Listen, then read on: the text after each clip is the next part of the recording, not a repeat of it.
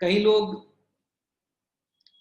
सोते सोते seminar attend कर रहे होते हैं, कई लोग ऐसे ही बंडी पहन के बैठ जाते हैं, लुंगी और बंडी पहन के, राइट। तो इससे क्या दर्शाता है, सबसे इंपॉर्टेंट बात, कि हम सबसे पहले अपने आप को क्या समझते हैं। हम सही में सिंसियरली बिजनेस करना चाहते हैं या टाइम पास करना चाहते हैं। दूसरा, कि हम वेस्टीज बिजनेस को क्या समझते हैं, सही में इसे एज अ करियर समझते हैं, सही में इसे एक बड़ा बिजनेस समझते हैं, या फिर ऐसे ही चल ज्वाइन कर लिया है, होगा तो ठीक है, नहीं तो कोई बात नहीं, राइट। तो दोस्तों ये आपके डिसिप्लिन के ऊपर है कि आप कैसे बैठे हुए हो। आज मुझे बहुत खुशी होती है कि जब यहाँ पर बहुत सारे लोग जो डिसिप्लिन के अंदर होते हैं, यूनिफॉर्म के अंदर होते हैं, तो उनको देख के हमें बहुत अच्छा फील होता है कि सही में कुछ ऐसे लोग भी हैं जो हमारे साथ कंधे से कंधा मिला के आगे बढ़ने के लिए रेडी है। क्योंकि डिसिप्लिन के बगैर कोई भी आप बिजनेस कर लो या जॉब कर लो या पढ़ाई कर लो, आप आगे नहीं बढ़ पाओगे। और डिसिप्लिन खुद से ही शुरू होती है, राइट। सो मैं एक्नॉलेज करूंगा आज जितने भी लोग यहाँ पर 116-17 के अंदर जो भी यहाँ पर डिसिप्लिन के साथ बैठे हुए हैं, नोट पेन लेकर के बैठे हुए हैं, तो मैं उन सभी को एक्नॉलेज करूंगा। और उसका मतलब ये नहीं है कि कोई ऐसे ही बैठ गया है तो मैं उसको एक्नॉलेज नहीं करूंगा। बिल्कुल आप लोगों का भी स्वागत है, लेकिन हम चाहते हैं कि आप हमारे साथ जुड़े हैं, हमारे साथ आप हो तो आप हमारे साथ आगे बढ़ो। और इसीलिए हम आपको कहते हैं कि आप थोड़े डिसिप्लिन में आ जाइए। वरना जी आप ये बीच बीच में ये कुछ ड्राइंग मास्टर है जो कुछ ड्राइंग भी करते हैं, जिनकी ड्राइंग मुझे बहुत अच्छी लगती है, तो क्या आप उसको सेट कर सकते हो एनोटेशन में जाके? आपको आता है?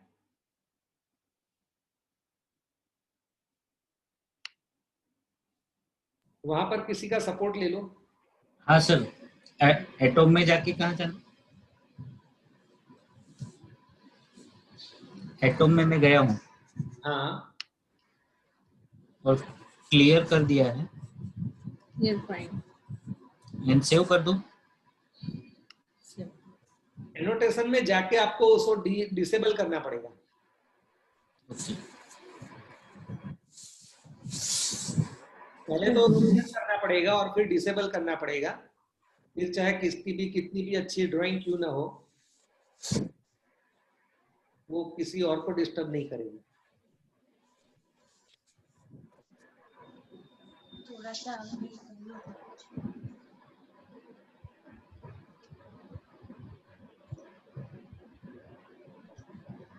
कर दिया जिग्नेश भाई? No sir. ये मैंने क्लियर किया है अभी, लेकिन मुझे ऐसा लग रहा है कि गलत जगह पे है जिग्नेश भाई। जिग्नेश भाई, जहाँ आपने शेयर स्क्रीन किया है उस वाले पे जब आप अपना कर्सर लेके जाएंगे तो कुछ मेनू आते हैं और राइट साइड में 3 डॉट आ जाएंगे। हाँ, डॉट पे आप जब क्लिक करेंगे तो एक पॉपअप विंडो ओपन होगी जिसपे लिखा होगा डिसेबल पार्टिसिपेंट एनोटेशंस। उस पे आप टिक कर दीजिए। ओके, करते हैं। पहले क्लियर कर दीजिए। तो बता रहे हैं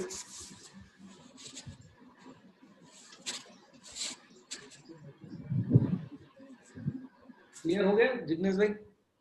हाँ, अभी हो गया। Thank you. तो जिसने भी ये किया, थैंक यू सो मच कि आपने हमारी 5 मिनट की वैल्यू क्रिएट की है। तो आपका धन्यवाद, जो भी ड्राइंग कर रहे हैं उनको। तो आज आप लोग डिसिप्लिन के साथ इस सेशन को अटेंड करिएगा। मैं अश्विनी सर का थैंक्स करूंगा कि आज उन्होंने मुझे चुना है एज अ होस्ट, आप लोगों को एक बहुत ही बेहतरीन लीडर को रिप्रेजेंट करने के लिए। तो दोस्तों आज आपके सामने जैसे हर मंडे किसी ना किसी की सक्सेस स्टोरी हम सुनते हैं, जैसे हमने लास्ट सुना सुनीता पीपलवा जी को सुना और बहुत सारे लीडर्स को हमने सुना, राइट। और हर एक की अलग अलग कहानी होती है, हर एक की अलग अलग चैलेंजेस होती है, हर लोग अलग अलग बैकग्राउंड से होते हैं। तो हमें सीखने को क्या मिलता है? सीखने को ये मिलता है कि कोई मैटर नहीं करता है कि आप कौन से बैकग्राउंड से हो, कोई मैटर नहीं करता है कि आप अभी क्या हो, मैटर ये करता है कि आप जाना कहां चाहते हो। और अगर आपने वो चीज को ठान लिया है और अगर आप अपने एक्टिव और ग्रोइंग अपलाइन के साथ बैठ के डिजाइन बना लेते हो तो 100% आप वहां पर पहुंच सकते हो, राइट। सो आज जो आपको यहाँ पर सक्सेस, हमारे सुपरस्टार के अंदर जो अपनी सक्सेस स्टोरी शेयर करने वाले हैं वो एक लेडी है। और ज्यादातर लेडीजों की सोच ये होती है कि हमें जो भगवान ने इस धरती के ऊपर लाए हैं, भगवान ने इस धरती के ऊपर पैदा किया है तो केवल बच्चे, घर, परिवार संभालने के लिए ही पैदा किया है। ऐसी ज्यादातर लेडीज की सोच होती है। लेकिन कुछ लेडीज ऐसी होती हैं जो अलग सोच रखती है और उसके अंदर भी मैं अगर बात करूं तो ज्यादातर लेडीज का दोष नहीं होता है, उसके अंदर ज्यादातर जेंट्स का दोष होता है। क्योंकि बचपन से जब लड़कियां घर के अंदर पैदा होती है तो बचपन से ही पेरेंट्स यही सिखाते हैं कि पढ़ लिख लो और आपको चूल्हा चक्की संभालनी है, आपको घर परिवार ही संभालना होता है। तो उन लोगों का बचपन से ऐसा माइंडसेट हो जाता है और उस माइंडसेट की वजह से उनका जो रवैया होता है, उनका जो बीइंग होता है वो बिल्कुल ऐसे होता है। लेकिन कुछ ऐसी लेडीज होती है जो ठान लेती है कि मुझे ठीक है घर परिवार संभालना है, मैं संभाल लूंगी, चूल्हा चक्की करना है मैं कर लूंगी, लेकिन मुझे एक अपनी अलग पहचान बनानी है। इस भीड़ के अंदर मुझे कुछ अलग बन के दिखना है, कुछ दिखाना है और सबसे इंपॉर्टेंट सेल्फ सेटिस्फेक्शन लेना है। और ऐसी ही लेडी कुछ कर पाती है।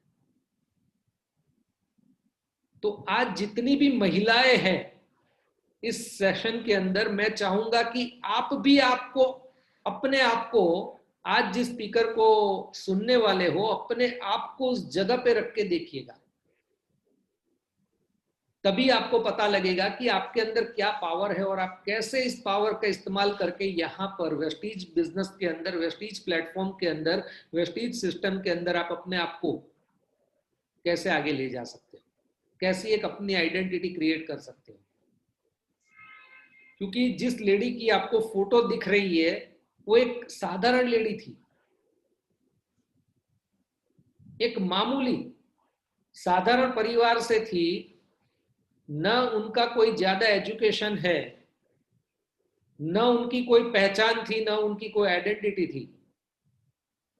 उसके बावजूद भी उन्होंने एक बार ठान लिया था कि अब मुझे, अगर भगवान ने इस धरती के ऊपर पैदा किया है तो मुझे कीड़ों मकोड़ों की तरह नहीं जीना है, मुझे कुछ अलग बन के, अलग मेरी आइडेंटिटी बना के इस धरती के ऊपर कुछ करके दिखाना है। और यकीन मानिए दोस्तों, इस लेडी ने वो चीज करके दिखाई है। और जहां तक मैं मानता हूं कि जितने भी मेल पर्सन है, आप लोग वहां पर बैठ के देखिए कि अगर कोई एक लेडी ये सारी चीज कर सकती है तो हर कोई व्यक्ति कर सकता है, हर कोई व्यक्ति। आज जिस लेडी की मैं बात करने जा रहा हूं वो इस बिजनेस के अंदर करीबन 80,000 प्लस की इनकम ले रही है। और मारुति सियाज, जिन्होंने अपनी अपलाइन को लेते हुए देखा था और उन्होंने डुप्लीकेशन किया उसका, और उन्होंने अपनी एक बिल्कुल ऐसी ही गाड़ी ली। आज उसी की कहानी हम आपको बताएंगे। लेकिन जब वो इस बिजनेस के अंदर आई थी तब उनको पता भी नहीं था कि मैं इस बिजनेस से गाड़ी ले पाऊंगी। उनका लेवल है डायमंड डायरेक्टर, और इस बिजनेस के अंदर बहुत सारे चैलेंजेस आए हैं। मुझे तो पता है कि उनको कितने चैलेंजेस आए और उन्होंने कैसे उस चैलेंजेस को फेस किया, लेकिन आज मैं नहीं बताऊंगा, वो खुद बताएगी, क्योंकि उसने अपने आप को प्रूव करके दिया हुआ है। और उन्होंने अपने एक लेवल इस बिजनेस के अंदर करीबन 6 इनकम लेती है और अपना एक लेवल बना दिया है डायमंड डायरेक्टर का, यानी कि सिक्योरिटी से अब वो बहुत करीब है, क्राउन डायरेक्टर से बहुत करीब है। और उस लेडी ने आज इस बिजनेस के अंदर बहुत सारी महिलाओं के लिए भी एक रोल मॉडल बन चुकी है। तो आज आप लोगों का ज्यादा समय न लेते हुए मैं उनको यहां पर इनवाइट करूंगा, जो आपको सारी चीजें बताएगी। और अंत में मैं आप सबसे रिक्वेस्ट करूंगा कि आप जैसे इनका सेशन खत्म हो, पीपीटी जैसे वो निकाल देगी तो आप लीव मत करना, क्योंकि बहुत इंपॉर्टेंट कुछ हम उनके साथ बातचीत भी करने वाले हैं।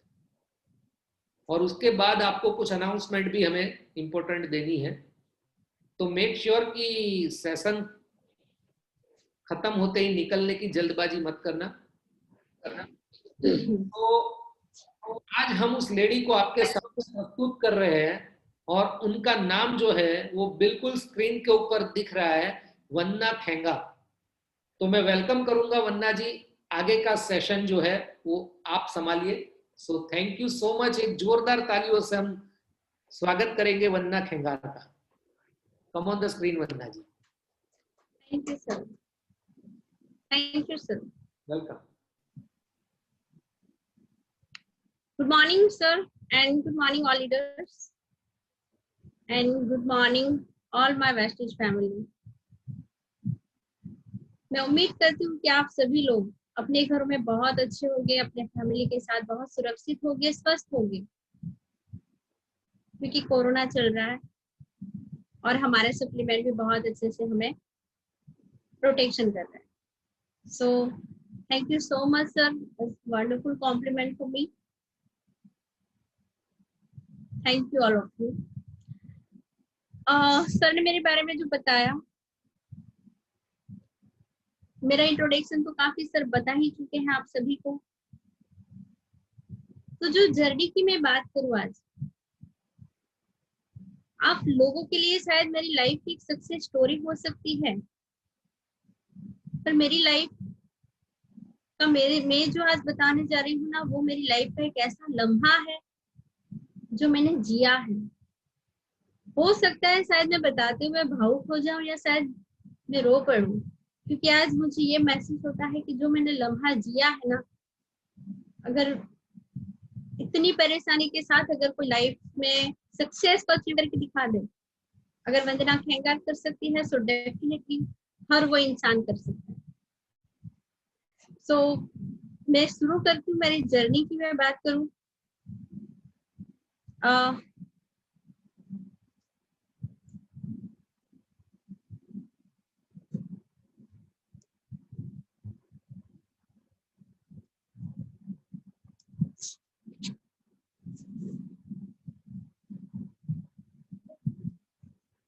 क्या हो रहा है?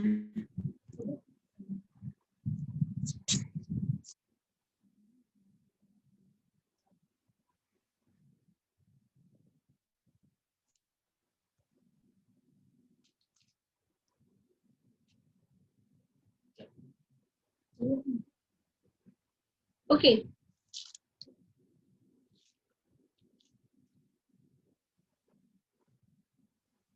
ओके,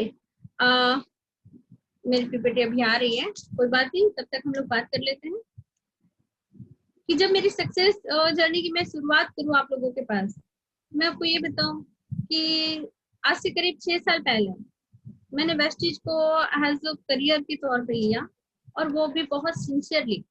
क्योंकि शुरू के 1 साल तो शायद मैंने ऐसे ही निकाल दिए जब मैं सिंसियरली नहीं थी इस फील्ड में।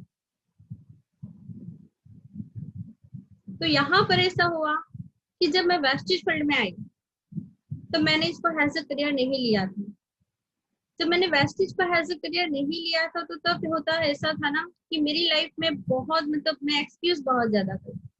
मुझे नहीं पता था कि मेरा प्लेटफॉर्म, जिस प्लेटफॉर्म के ऊपर मैं हूँ, वहां पर इतना बड़ा ये प्लेटफॉर्म है कि मेरी जिंदगी बदल सकती है यहाँ पर। तो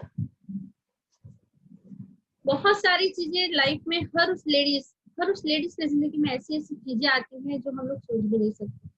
मेरे भी कुछ सपने थे, मैं भी कुछ अचीव करना चाहती थी। जैसे कि बोलते हैं ना कि जब मेरी शादी हुई मम्मी पापा के यहाँ तो मुझे बिल्कुल राजकुमारी की तरह रखा गया। बड़े भैया ने, बड़े दोनों भाइयों ने मुझे बहुत अच्छे से मेरी केयर की और मेरे सारी हर वो चीज पे उंगली रखी वो मुझे ला के देते थे। शादी हुई तो शादी के बाद ऐसा हुआ ना कि लाइफ में तो बोलते ना 4 बर्तन इकट्ठा होते हैं तो आवाजें होती है। शादी के बाद मेरी लाइफ में वो आवाजें शुरू हो गई। तो जिस तरीके से मेरी लाइफ में जो परेशानी आने लगी,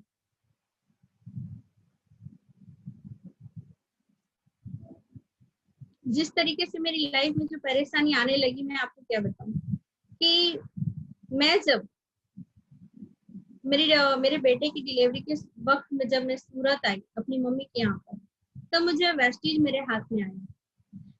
और मैं थैंक्स कहना चाहूंगी मेरी ग्रेट अपलाइन पूजा मैम, जिग्नेश सर, जो मेरी फैमिली की भी क्वीन है और वेस्टीज में भी वो क्वीन है।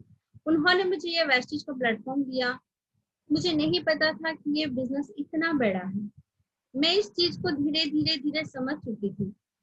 शुरू के दिनों में मैंने भी बहुत एक्सक्यूज किया, ऐसा नहीं है कि मैंने कोई गलती नहीं की। मैंने भी अपने अपलाइन को बहुत ज्यादा बहाने भी दिखाए, बट धीरे धीरे वेस्टेज को समझ चुकी थी, स्टडी कर चुकी थी कि नहीं ये कितना बड़ा प्लेटफॉर्म है हमारी लाइफ में। तो जब मैंने इसको समझना शुरू किया तो मैंने एज अ करियर उसको लेना शुरू कर दिया। जब एज अ करियर मैंने उसे लेना शुरू कर दिया तब धीरे धीरे धीरे परेशानी आनी शुरू हो गई।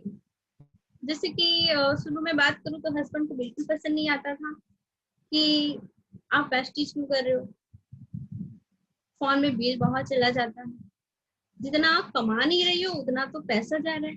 तो इस तरीके से छोटे छोटे जो झगड़े हमारी लाइफ में थे वो छोटे छोटे झगड़े ना कुछ बड़े होने लगे।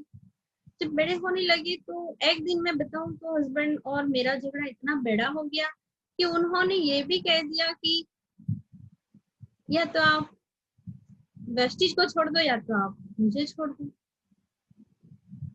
तो रियल में बताऊं तो मेरी लाइफ में 2 रास्ते थे। हस्बैंड ने जब मुझे ये बताया कि आप वेस्टीज को करो या तो फिर मेरे से, तो मैंने अपनी लाइफ में डिसीजन, अगर मेरी जगह कोई और लेडीज होती तो वो 100% डिसीजन लेती कि वो वेस्टीज को छोड़ चुकी होती। मैंने अपनी लाइफ में डिसीजन ये लिया कि मैंने हस्बैंड से ब्रेकअप। मैंने हस्बैंड को बोला कि नहीं, मैं वेस्टीज को स्टडी कर चुकी हूँ और मैं वेस्टीज के साथ रहना चाहूंगी। बहुत बड़ा चैलेंज था मेरी लाइफ, क्योंकि मैं ये नहीं कहती कि मेरे हस्बैंड गलत है, मेरे हस्बैंड अपनी जगह पर सही थे, क्योंकि बहुत सारी MLM कंपनी आ चुकी थी तो उन्हें भी लगता था कि तुम अपना टाइम वेस्ट कर रही हो, कुछ नहीं कर पाओगी, यहाँ पर इतनी मेहनत कर रही हो कुछ नहीं कर पाओगी। तो यहाँ पे मुझे लगा कि वो तो अपनी जगह राइट है, पर मैंने वेस्टेज को स्टडी किया हुआ है, मुझे पता है कि ये कहाँ जाने वाली है। तो मैं उस तरीके से मैं अपनी लाइफ में आगे बढ़ती गई। हस्बैंड ने मुझे 4 साल, मतलब हम, मैं और मेरा हस्बैंड 4 साल करीब हम लोग अलग रहे। मेरे हस्बैंड जो है अहमदाबाद जा चुके थे, मेरे सासू सर के पास, mother in law father in law के पास जा चुके थे। और जो छोटा सा झगड़ा था वो बहुत काफी बड़ा हो चुका था। तो क्या है कि उन्हें ये लगता था कि ऐसे फालतू बिजनेस पे कुछ नहीं हो सकता, और मुझे साबित करना था कि या तो जिंदगी में या तो 4 दीवारों के बीच में जाके मरो, अपने आप को अंदर रखो, या फिर अपने आप को साबित करो कि आपने जो फैसला लिया है उसमें आप कहाँ जा सकते हो, क्या ग्रो कर सकते हो, क्या अचीव कर सकते हो, ये मुझे साबित करना है। तो शुरू में कुछ इस तरीके से बहुत प्रॉब्लम आई। अकेले मेरी मम्मी ने मुझे बहुत सपोर्ट किया। मम्मी के साथ रहती थी मैं लाइफ में। जब मम्मी मेरे साथ थी तो मेरे बेटे को भी उन्होंने संभाला। मुझे आज भी वो लम्हा याद है कि मेरा बेटा 1.5 साल का था। अब मैं यहाँ पे कुछ पॉइंट आपको बताऊं कि यहाँ से हर उस पॉइंट को मैं अपनी लाइफ से रिलेट करूंगी कि लोगों के पास एक्सक्यूज, ज्यादातर डिस्ट्रीब्यूटर जो होते हैं ना वो कमिटेड नहीं होते, और कमिटेड नहीं होने की वजह से लाइफ में है ना वो लोग सक्सेस नहीं हो पाते। तो कुछ जो यहाँ पे जो पॉइंट दिख रहे ना मैं उनको आपको बताना चाहूंगी कि एक्सक्यूज बहुत सारे लोग कहते हैं कि बच्चे छोटे हैं, हस्बैंड ने मना कर दिया। अब बताओ, क्या मेरा बच्चा छोटा नहीं था? मुझे आज भी याद है और मेरे अपलाइन को भी याद होगा कि मेरा बच्चा 1.5 साल का या 2 साल का था, फिर भी मैंने वीएलसी की ट्रेनिंग मिस नहीं की। मेरी मम्मा ने मुझे इतना सपोर्ट किया। मैं अपनी मम्मी के साथ रहती थी, मेरे हस्बैंड अपने अहमदाबाद में रहते थे। मैं धीरे धीरे स्ट्रगल करती गई। जब मेरे घर से बाहर भी, मैं अपनी सोसाइटी के गेट से जब मैं बाहर निकलती थी तो मैंने देखा कि मेरे वहां पे न्यू डेवलपमेंट था, तो मेरे सोसाइटी के बाहर से मुझे कोई व्हीकल्स की सुविधा नहीं मिल रही। अच्छे से 7 साल पहले की मैं बात करूं तो मैं जब स्ट्रगल कर रही थी ना, मेरे पास खुद की एक तो बाइसिकल भी नहीं, ये रियलिटी की बात करूं, मेरे पास एक खुद की साइकिल भी नहीं थी। मैं अपनी सोसाइटी के गेट से करीब 2 से 4 किलोमीटर पैदल चल के मैं हमारा जो बस स्टैंड है, डिंडोली बस स्टैंड, वहां तक मैं पैदल चल कर जाती थी और चल के आती थी। बहुत सारे लोग मुझे ये बोलते थे, यार कड़ी धूप है, इतनी धूप में तो हम लोग आंगन में भी नहीं जाते और आप पैदल चल के जा रही हो। बहुत बारिश है, आप लोग इतनी बारिश में कैसे जा रही हो? लोगों ने मुझे पागल बोलना शुरू किया। फिर पागल हो क्या? पर उन्हें क्या पता कि मेरे सपने क्या हैं, उन्हें क्या पता कि मैं क्या सोच लेकर लाइफ में आगे बढ़ी। मैंने इतनी कड़ी धूप को भी बिल्कुल, मैंने इस धूप में भी अपने आप को पैदल चल कर भी मैंने मीटिंग के कमिटमेंट संभाले। मेरे छोटे से बच्चे को मैंने बाहर गेटवे होटल में, मेरी मम्मी मेरे बेटे को 2 दिन की ट्रेनिंग में मेरी मम्मी ने बाहर संभाला उनसे, और मैंने वीएलसी की ट्रेनिंग अटेंड की। ये मेरे कमिटमेंट। मैं हर 1 घंटे में बाहर निकलती थी। मैंने देखा कि जब भी मेरे बेटे को फीडिंग करवाना होता था मैं बाहर निकल के उससे फीडिंग करवाती, क्योंकि जिंदगी में आगे बढ़ना था ना, इसलिए एक्सक्यूज नहीं थे। तो एक्सक्यूज को मैंने साइड पे करा और मैं आगे बढ़ती गई।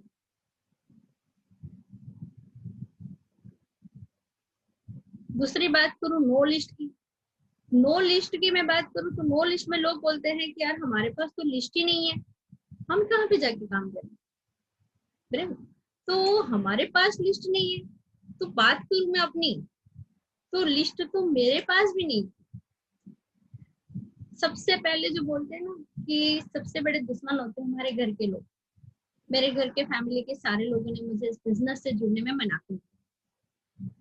मेरे भाई बहन सब लोग मुझे बोलते थे फालतू चीजों में कुछ नहीं होता यार, तू छोड़ दे। पर मुझे यकीन था मेरी सिस्टर पे, जिसने मुझे ये प्लेटफॉर्म दिखाया। अगर वो लगातार ग्रो कर रही है तो मैं क्यों नहीं कर सकती? ऐसा क्या है कि वो आगे बढ़ सकती है, पूजा खेंगार अगर आगे बढ़ सकती है मैम, तो मैं क्यों नहीं बढ़ सकती? तो मेरे पास भी मेरे रिलेटिव्स में, मेरे भाई बहनों ने, मेरे रिश्तेदारों ने, मेरे अड़ोसी पड़ोसी सब लोगों ने मुझे मना कर दिया कि हम लोग ऐसे बिजनेस में नहीं जुड़ेंगे, क्योंकि उन्हें वेस्टेज क्या है ये पता ही नहीं था। तो उनकी भी गलती नहीं है, जिन लोगों ने भी मुझे मना किया उनकी भी गलती नहीं है। वो लोग एमएलएम और वेस्टेज के बारे में जानते ही नहीं थे, वो इतना स्टडी ही नहीं कर चुके थे उसके अंदर कि ये है क्या, कैसे बिना इन्वेस्टमेंट में इतना आप अपने सपनों को कंप्लीट कर सकते हो। तो उन लोगों ने जब मना कर दिया, तो ये यहाँ पे आपको बताऊं कि जब नो लिस्ट की बात आती है, मुझे तो आगे बढ़ना था। अब मुझे आगे बढ़ना था तो मेरे पास क्या, मैं किसको बोलने जाऊं कि मुझे तो लोग मना करते हैं। मुझे तो रिश्तेदारों ने मना कर दिया। आज की डेट में मैं बोलूँ ना सर, 5 लोग मना करते, लोग आके मुझसे कहते मैडम मेरे को तो 5 लोगों ने मना कर दिया, और मुझे समझ में नहीं आता मैं उससे क्या बोलूं। तो जब लोगों ने उनको मना कर देते हैं, मुझे भी लोगों ने मना कर दिया, मुझे 100 से 200 लोगों ने मना कर दिया, तो क्या मैं रुकी? बिल्कुल नहीं। मैंने वहां पे ये सोचा कि अगर लोग मना कर रहे हैं, रिश्तेदार मना कर रहे हैं, सब लोग मना कर रहे हैं, तो आगे तो बढ़ना है, वरना करे क्या। और मैंने शुरू किया, मैंने रास्ते चलते लोगों से, मैंने स्ट्रेंजर लोगों से बात करनी शुरू की। मैंने रास्ते चलते हुए लोगों से बात करनी शुरू की, उनसे परमिशन ली कि सर, मैडम, दीदी, आंटी, जो भी है, क्या मैं आपसे 5 मिनट बात कर सकती हूँ? उन लोगों ने जब मुझे बोला कि हाँ बोलिए, क्या बोलना चाहती हूँ, तो तब मैं उन लोगों से अपने वेस्टीज के बारे में शेयरिंग करती हूँ कि मेरा इस तरीके का, मैं इस संस्था के साथ जुड़ी हुई हूँ। मेरी संस्था जो है, हम लोगों के सपनों को कंप्लीट करवाने का काम करती है। मैंने सीखा कि मैं 5 मिनट में कैसे लोगों से कांटेक्ट नंबर निकाल सकती हूँ। ये टेक्निक मैंने अपनाई, क्योंकि मुझे इतना समझ में आ रहा था कि डर वहां लगता है जहां कुछ गलत कर रहे हो। अगर मैं गलत ही नहीं कर रही हूँ तो मुझे डर किस बात का? मैं तो लोगों की जिंदगी, अगर उसने हाँ बोला तो सोचो उसकी जिंदगी बदल जाएगी, उसने ना बोला तो क्या फर्क पड़ता है? ना ही तो बोल रहे, उनकी जिंदगी में लाख रुपए नहीं आएगा। मुझे तो अपनी प्रैक्टिस करनी है। तो इसी तरीके से मैंने नए नए मेरे टीम में, आज अगर स्टार डायरेक्टर भी बंदा, और आज स्टार डायरेक्टर भी है ना, हेतल बंसुता, वो भी स्ट्रेंजर पर्सन है। अंजुमन खान, मेरे इतनी बड़ी टीम है, तो वहां पे मैं ज्यादातर लोगों को मैं ये बोलूंगी कि ये सारे लोग स्ट्रेंजर पर्सन है। किसी को मैं नहीं जानती, पर्सनली नहीं जानती, और आज वही लोग देखो मेरी लाइफ में आज किस मुकाम पर पहुंचे। तो मुझे यकीन नहीं होता कि लोग कैसे बोलते यार कि मेरे पास लिस्ट नहीं है, मुझे समझ में नहीं आता। मैंने इसी को स्टार्ट किया, मेरी टीम में भी मैंने इसी को सिखाया। आज मेरे टीम में लोग इतने पावरफुल हो चुके हैं कि बस में जब ट्रैवल करते ना, वहां से भी ज्वाइनिंग ले लेते हैं। और मुझे इतना पता है कि बस में, ऑटो रिक्शा में, कहीं भी जाते हैं लोग, मेरी टेक्निक को, मेरी टीम ने मेरी टेक्निक को अपनाया और बहुत अच्छे से वो सफल होते जा रहे हैं। बस में ट्रैवल करते हैं, ज्वाइनिंग ले लेते हैं। अंकलेश्वर में मेरी टीम से बस में ट्रैवलिंग करने में तुरंत ज्वाइनिंग हुई, वहां पे अच्छा खासा नेटवर्क भी है। तो बहुत अच्छे से वो लोग मतलब काम कर रहे हैं, मुझे बहुत अच्छा लगता है। No future no thoughts. तीसरे पॉइंट की मैं बात करूं, कोई फ्यूचर ही नहीं सोचते, फ्यूचर के बारे में कोई सोचना चाहता ही नहीं कि हमारा फ्यूचर क्या हो, हम किस लेवल पे जाने वाले, किसी को कोई सोच नहीं। वो लोग नहीं समझना चाहते कि अपना भविष्य क्या है। आज अगर जो हम लोग जिंदगी से, अब मैं ये बात करूं कि बहुत सारी लेडीजों से जब मैं मिलती हूँ ना, वो कहते हैं कि मेरे हस्बैंड तो 50,000 रुपए कमा रहे हैं, मेरे हस्बैंड तो लाख रुपए कमा रहे हैं, मुझे क्या जरूरत है अपने कुछ करने की। अब मैं ये बोलूँ ना कि फ्यूचर के बारे में सुनिए, जो हस्बैंड कमा रहा है वेरी गुड, बहुत अच्छा है अगर वो कमा रहे हैं, पर लाइफ में क्या कोई गारंटी है? मैं भी यही सोच के साथ इस फील्ड में आई थी, अगर मैं और मेरा हस्बैंड दोनों भी कमाएंगे ना, तो क्या कोई गारंटी है कल को अगर हस्बैंड को कुछ हो गया, मुझे कुछ हो गया, तो मेरे बच्चों का क्या? तो लोग भविष्य के बारे में सोचना ही नहीं चाहते। मैंने इस जगह पे काम किया कि अगर मैं अपने भविष्य के बारे में नहीं सोचूंगी तो कौन सोचेगा। तो मैंने यहाँ पे सोचा कि अगर हस्बैंड कमा भी रहे, अगर साथ में हम भी कदम से कदम मिलाकर शुरू करें, तो क्या कल को अगर हस्बैंड को कोई प्रॉब्लम आ गई तो क्या हम इतने इंडिपेंडेंट हैं कि हम अपने बच्चों को एजुकेशन करवा सकते हैं, हम फैमिली संभाल सकते हैं, हम पूरे समाज को संभाल सकते हैं, समाज में व्यवहार कर सकते हैं? नहीं, वहां पे हम रुक जाएंगे। तो जो इंसान भविष्य के बारे में सोचेगा ना, वो कभी इंसान ये नहीं बोलेगा कि मेरे हस्बैंड इतना कमा रहे। अगर कमा रहे हैं वेरी गुड, बहुत अच्छी बात है, पर उनके साथ आप भी कदम से कदम मिलाइए ना। एक आज तो जो सिचुएशन चल रही है ना, कोरोना और लॉकडाउन, आज मैं 9 महीने 9 महीने से अपने घर पे बैठी हूँ, फिर भी वेस्टीज की बदौलत मेरे घर में इनकम आ रहा है। आज अगर 6 साल पहले अगर मैंने यहाँ पे मेहनत नहीं की होती तो क्या 6 फिगर इनकम मेरे घर में आती? नहीं आती। समझ? तो यहाँ पे भविष्य के बारे में सोचना बहुत, मैं रियली थैंक्स करना चाहूंगी कि वेस्टेज ने आज मैं इस साल 9 महीने से घर में बैठी हूँ। मेरी डिलीवरी हुई, मेरी गुड़िया है 7-8 महीने की, और मेरे हस्बैंड भी घर पे बैठे हैं आज, फिर भी आज देखो तो इनकम आ रही है। नो गोल, कोई गोल नहीं होता लोगों का। अब जिस गोल को लेके मैं आगे बढ़ रही थी, तो मैंने आपको बताया था कि मेरे हस्बैंड मुझसे झगड़ा करके दवा चले जा चुके थे। तो यहाँ पर हुआ था कि मैंने तो अपना गोल लिया हुआ था कि मुझे लाइफ में आगे बढ़ना, मुझे अपनी लाइफ में बहुत आगे बढ़ना है। मैं अपने बेटे को देख के काम कर रही थी। तो यहाँ पे मैंने ये देखा कि मुझे अपने आप को साबित करना है। अगर मैंने अपने आप को सरेंडर कर दिया, मैंने अपने आप को अगर मैंने ये बोल दिया कि नहीं, मैं हस्बैंड के साथ ही रहूंगी, हस्बैंड कमा रहा है, मैं भी आराम से घर में बैठ के 2 टाइम खाना तो मिल रहा है ना, फिर क्या टेंशन है। तो 2 टाइम का खाना तो हस्बैंड कमा रहे तो वहां भी मिल जाता, अगर जानवर को मिलता तो मुझे नहीं मिलता। पर मैंने अपनी सोच को बदला कि नहीं, अपने आप को साबित करना, घर की 4 दीवारों में नहीं मरना है मेरे को, मुझे अपने आप को आगे बढ़ाना है और मैं सफल होना चाहती हूँ।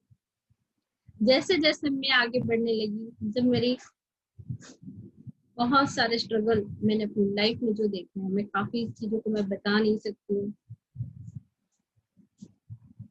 कितनी बार ऐसा भी हुआ स्ट्रगल के टाइम, कभी कभी घर तक पहुंचने तक के भी पैसे पास नहीं होते।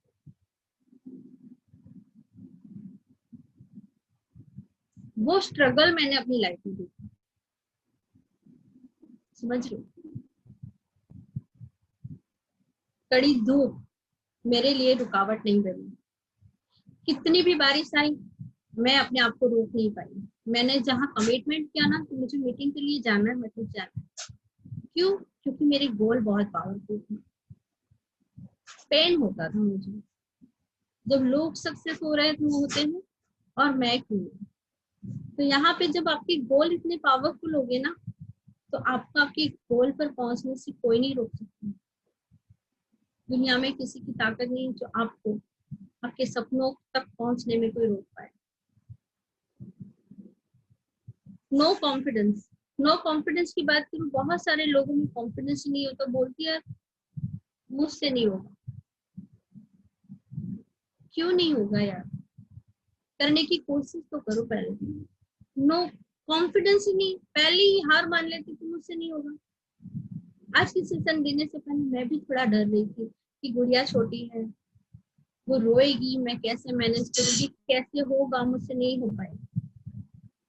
क्योंकि मुझे पता है मेरी बच्ची अभी 7 महीने की है,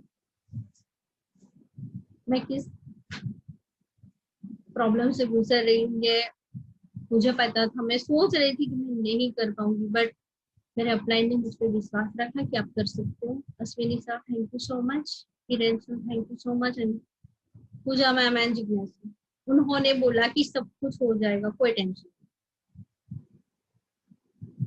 अभी जस्ट जैसे ही मेरा सेशन शुरू होने वाला था ना, 2 मिनट पहले मेरी गुड़िया इतनी रो रही थी, और अभी देखो जब हम करने के बारे में सोच लेते हैं ना, तो भगवान भी हमें हेल्प करते हैं।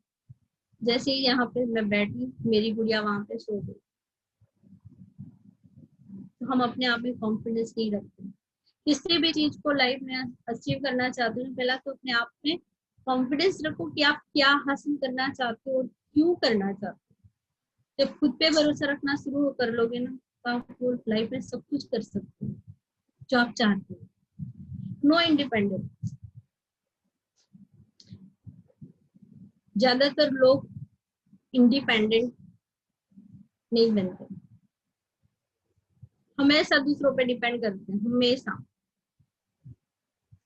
इंडिपेंडेंट नहीं बनना चाहते वो लोग सोचते हैं कि नहीं, क्यों खुद इतनी मेहनत करें, जब तैयार मिल रहा है ना, फिर मेहनत क्यों करें। इसलिए जब तैयार मिल रहा है तो फिर मेहनत करने की जरूरत ही नहीं है। हस्बैंड कमा रहे थे और कमाने दो, जरा सुबह से जा रहे। जिस हस्बैंड के बारे में आप बहाने निकाल लेते हो ना, ये हस्बैंड मना कर रहे, सच बताओ तो दुनिया में इतने आज्ञाकारी लोग तो हम होते ही नहीं। ये रियलिटी की बात कर रही हूँ, हो सकता है किसी को बुरा भी लगे तो माफ कर दो। हम बीच में ना हस्बैंड को ना बलि का बकरा बना लेती है, हस्बैंड ने मना कर दिया।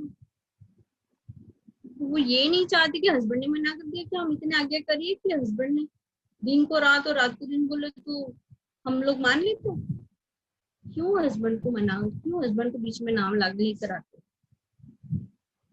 क्यों एक बेस्ट अपॉर्चुनिटी आपकी लाइफ में आ रही है और आप हस्बैंड के ऊपर छोड़ देते हो कि यार हस्बैंड मना करते हैं? आप वहां पे हस्बैंड को नहीं, आप अपने सपनों को मना करते हो, आप अपने बच्चों के करियर के बारे में सोचते भी नहीं, आप उस चीज को मना करते हो।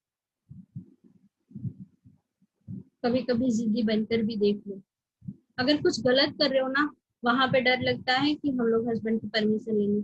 जहाँ पे अच्छा कर रहे हो, कोई गलत ही नहीं है, तो फिर क्यों हस्बैंड को बीच में लेकर आते हो? हस्बैंड ने मना कर दिया, सासू ससुर ने मना कर दिया, ये हो गया।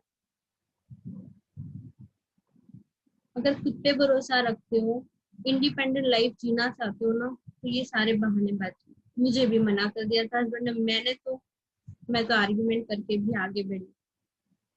जब साबित करा ना अपने आप को, जब मेरी 30,000 प्लस की इनकम हुई, हस्बैंड भी मेरे साथ आगे रहने के लिए, क्योंकि साबित करना था, अपने आप को साबित करना कि मैंने जिस रास्ते को चुना है ना, वो कोई गलत रास्ता नहीं है, मैं सही हूँ। अगर मैं सही हूँ तो मैं रुकने वाली हूँ। मैंने खुद को साबित किया।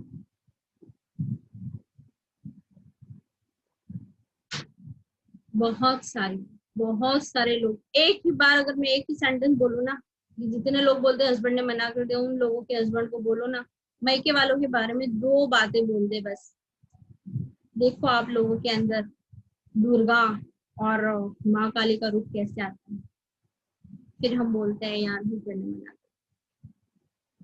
इंडिपेंडेंट बनना ही नहीं चाहते कि यार मैं खुद तो अपने पैरों पे खड़े होकर कुछ तो करूं, जिससे कि मेरी आइडेंटिटी बने, मेरी फैमिली सिक्योर हो जाए। हम लोग ये नहीं सोचते, ब्लेम कर देते दूसरे। No painful dreams, no painful dream की मैं बात करूं तो जहां पे हम लोग अपने बारे में,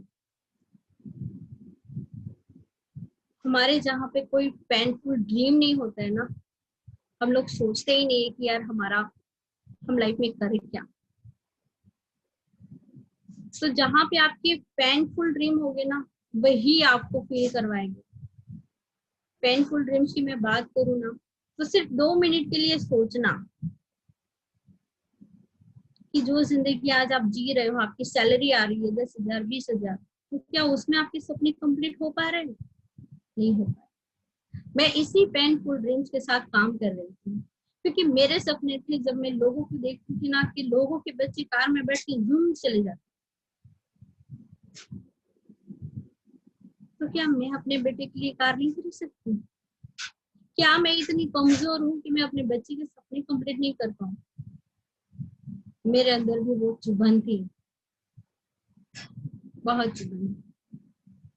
मैं सोचती थी कि मैं ऐसा क्या करूँ कि मैं अपने बेटे के लिए मैं कार अचीव कर पाऊँ, क्योंकि मेरे बेटे ने अपनी मासी की कार देखी थी, पूजा मैम, उसकी कार देख के वो बार बार बोलता था, मम्मी मुझे भी मासी जैसी कार चाहिए। और मैंने उससे प्रॉमिस किया हुआ था कि बेटा अभी आप जूनियर केजी में पढ़ रहे हो, आप सिर्फ 2nd स्टैंडर्ड में जाना, मैं प्रॉमिस करती हूँ आपकी मम्मी आपके लिए कार गिफ्ट करेगी, आपके बर्थडे पे करेगी, ये मेरा प्रॉमिस है। और रियलिटी देखो, मैंने 7 जुलाई जो मेरे बेटे का बर्थडे होता है, मैंने उसी के बर्थडे पे 2019 में उसे कार गिफ्ट की। लास्ट ईयर जब हमारा कार कार्निवल हुआ, मैंने अपने बेटे को कार गिफ्ट की। मुझे इतनी खुशी हुई क्योंकि मैंने उससे उस दर्द में देखा था मेरे बेटे को, जब मैं वो छोटा सा था ना, मेरी मम्मी शांत हो गई तो मेरे बेटे को संभालने के लिए कोई नहीं था, हस्बैंड तो अहमदाबाद में थे, तो फिर कैसे? फिर सोचा कि नहीं, कुछ भी हो जाए रुकना तो नहीं है, तो रुकना नहीं है तो करे कैसे, मैनेज कैसे करे। तो मैनेज कैसे करे ये देखा कि मैंने कुछ टाइम तक जब उसके स्कूल नहीं शुरू हुई थी तब तक मैंने ये देखा कि मैं उससे किस तरीके से मैनेज कर पाऊँ। मैंने उससे घर में हैबिट डाली अपने बेटे को कि बेटा आपको घर में रहना है। घर में सोफे के पास ही मैं खाना पीना उसका सब कुछ रख के चली जाती थी और बाहर से लॉक मार देती थी। बाहर से जब ताला लगा के चली जाती थी ना, कितनी बार ऐसा हुआ कि जब मैं मीटिंग दे रही होती थी और मैं रो रही होती थी क्योंकि मुझे फील होता था कि मेरा बेटा घर में अकेला है। मैं फील कर पाती थी उस तकलीफ को फील कर पाती थी। दोपहर की 1:30 बजे से मेरा बेटा घर में अगर बंद रहता था तो करीब करीब रात को 8 भी बज जाते थे और 9 भी बज जाते थे। अगर कहीं दूर मीटिंग के लिए निकली हूँ तो 9 भी बज जाते थे। रात को जब मैं दरवाजा खोलती थी, मेरा बेटा मुझे गले लग जाता था, रोता था, मम्मी आप मुझे रोज बंद करके चले जाते हो। मेरे ही बाजू में हमारा ही अलग से उधर गार्डन है, वहां पे मेरे बच्चा मेरा खिड़की से देखता था कि सारे बच्चे खेल रहे होते, मम्मा मैं तो घर में बंद रहता हूँ।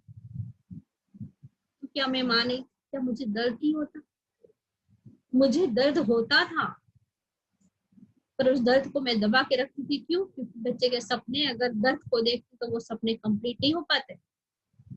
आज मेरा बेटा 3rd स्टैंडर्ड में पढ़ रहा है और आज मेरा बेटा ना कार में घूमता है। मारुति सियाज कार मैंने उसके बर्थडे पे उसे गिफ्ट की, जो मैंने प्रॉमिस उसे किया हुआ था। उसे मैंने प्रॉमिस किया था कि बेटा थोड़े दिन ये तकलीफ बर्दाश्त कर। देखिए बेटा अगर मेरा घूम रहा है ना सियाज में, तो स्ट्रगल तो उसने भी किया, मेरे बेटे ने भी स्ट्रगल किया। उसने एक बंद रूम में अपने आप को बंद रखा, अपने आप पे विश्वास रखा, मम्मी पे विश्वास रखा, और मासी की कार तो देख ही चुका था, तो उसे यकीन हो गया था अगर मासी की कार आई है ना तो मम्मी की भी कार जरूर आएगी। आज जब वो कार में बैठता है ना, उसके चेहरे की जो स्माइल भी देखती हूँ, मुझे उसकी स्माइल देख के जो सुकून मिलता है, मैं क्या बताऊं। लोग इतने कमिटेड होते ही नहीं है और फिर बोलते हैं कि नहीं यार इसमें तो कुछ नहीं हो रहा है। अरे होगा कहाँ से? कुछ करना ही नहीं चाहती। थोड़ी प्रॉब्लम आती नहीं कि चलो भाई मेरे बच्चे छोटे और कौन संभालेगा, मेरे तो घर में कोई है नहीं, मेरी सास नहीं, मेरा ससुर नहीं, मेरा पति नहीं, कुछ नहीं। जब आपके सपने अगर आपके बच्चे के लिए हो ना, तो सब कुछ आप मैनेज कर सकते हो। मैंने किया मैनेज। जैसे उसकी स्कूल शुरू होने लगी, मेरी बड़ी दीदी ने मेरे बेटे को संभालना शुरू किया। बहुत अच्छे से सपोर्ट मिला बड़ी दीदी का भी। उनके घर में उसको छोड़ने लगी। स्कूल से आ जाने के बाद वो वैन वाला सीधा उसको मेरी बड़ी दीदी के घर छोड़ता था। फिर मीटिंग कंप्लीट करने के बाद भी मुझे बड़ी दीदी के घर उसे लेने जाना है, फिर उसे घर पे वापस लाना है। काफी ये सारे स्ट्रगल है। तो जहाँ पे पेन होता है ना, पेनफुल ड्रीम्स। अगर 2 लाइन में आपको ये बताऊं ना कि पैसे की वैल्यू क्या समझते हो लाइफ में, अगर इतना समझ लिया ना आप लोगों ने, तो आप समझ लोगे कि वेस्टेज क्या है। अगर कभी ऐसे इंसिडेंट्स अगर याद आ जाए ना कि जिस दिन आपके पास पैसे की बहुत जरूरत थी और आपके पास पैसा नहीं था, वो लम्हा कैसा महसूस हुआ, उस लम्हे को सिर्फ याद कर लेना दोस्तों। जिस दिन वो लम्हा याद आ गया ना, जिंदगी में वेस्टेज को नहीं छोड़ोगे। क्योंकि पैसे की वैल्यू समझ में आती है जब पैसा पास नहीं होता। बहुत सारे लोग बोलते हैं यार पैसा लाइफ में सब कुछ नहीं होता। मैं बोलती हूँ कि बिना पैसे की लाइफ में कुछ भी नहीं होता। अगर पैसा पास में है तो सब लोग अपने, पैसा पास नहीं कोई आपको पूछता भी नहीं है। तो आपको देखना है कि आप लाइफ में किस लेवल पे जाना चाहते हो, क्या अचीव करना चाहते हो। पैसे कमाने के लिए बहुत सारे रास्ते भी है, पर मैंने वेस्टेज में ये देखा कि यहाँ पे मान सम्मान भी कमाया जाता है, यहाँ पे खुद की आइडेंटिटी कमाई जाती है, यहाँ पे लोगों के आशीर्वाद कमाए जाते हैं। और इससे खूबसूरत रास्ता मुझे समझ में नहीं आया, और इसीलिए मैंने अपनी कमिटेड वेस्टेज के साथ रखी। यहाँ पे मैं बात करूं, नो इंटरेस्ट फॉर नेटवर्क। बहुत सारे लोग बोलते हैं मेरे को तो इंटरेस्ट में नेटवर्क में कोई इंटरेस्ट नहीं है, और मैं बोलूं कि नेटवर्क में इंटरेस्ट है क्यों नहीं भाई आपको। हम पैदा हुए हैं नेटवर्क के माध्यम से तो पैदा हुए। पहले हमारे दादा परदादा आए, फिर पापा मम्मी आए, फिर हम लोग आए। हम पूरे चैन सिस्टम से आए, फिर भी बोलते हमको तो नेटवर्क में कोई इंटरेस्ट ही नहीं है। हमारे अगर घर पे अगर दूध आ रहा है ना, हमारे घर में अगर पेपर वाला आ रहा है, हमारे घर में केबल लाइन से हम लोग जुड़े हुए हैं, हर चीज से जुड़े हुए हैं, तो समझ लो कि आप लोग नेटवर्क का हिस्सा हो। लोगों ने आपको अपनी नेटवर्क का हिस्सा बना रखा है, और हम ये कहते हैं कि हमें तो नेटवर्क में जुड़ना ही नहीं है। हम लोग बेवकूफ है कि हम लोग अपना नेटवर्क नहीं बना रहे। और इसीलिए जो लोग नहीं समझ पाते कि नेटवर्क मार्केटिंग क्या है, वो लोग नेटवर्क को समझ ही नहीं पाते। आप 100 लोगों से 1-1 रुपए कमाओ, 100 लोगों से अगर आप 100 रुपए कमा रहे हो, उससे अच्छे कि आप 100 लोगों से 1-1 रुपया भी कमाते हो ना। अगर 3 लोगों ने भी 1-1 रुपया देना बंद कर देना, फिर भी 97 रुपीज आपके पास आएंगे। ये है नेटवर्क का पावर, पर हम समझना ही नहीं चाहते। रिलेटिव्स कमेंट की मैं बात करूँ तो मैं जब स्ट्रगल कर ही रही थी ना, तब मेरी लाइफ में बहुत सारे लोगों ने मुझे बहुत सारे कमेंट, बहुत सारे। तो रिलेटिव्स जब मेरे कमेंट कर रहे थे ना, रिलेटिव्स ने मुझे यहाँ तक बोल दिया कि वेस्टेज पूरा हमेशा करती रहती है, एक साइकिल को खरीद के दिखा दो। सच बताओ ना, मैं इस बात को सुन के मैं 3 दिन रोई थी कि मुझे ऐसे क्यों बोला। मुझे बहुत तकलीफ हुई, क्योंकि 3 साल लगातार मैं पैदल चल कर अपनी सोसाइटी के गेट से पैदल चल के अपनी और डिंडोली बस स्टैंड जहाँ पे व्हीकल्स मिलती है ना, मैं वहां पे पैदल चल के जाती थी और पैदल चल के आती थी। तो जब रिलेटिव्स ने मुझे ऐसे बोला ना, मुझे इतनी तकलीफ हुई, मैं रोई 3 दिन लगातार। फिर वापस से तो अपने आप से कमिटमेंट किया कि बस, अगर साइकिल खरीद नहीं सकती हूँ क्या मतलब, किस हिसाब से बोला मुझे ऐसे। तो फिर जिद में आई, फिर गुस्सा आया मुझे बहुत।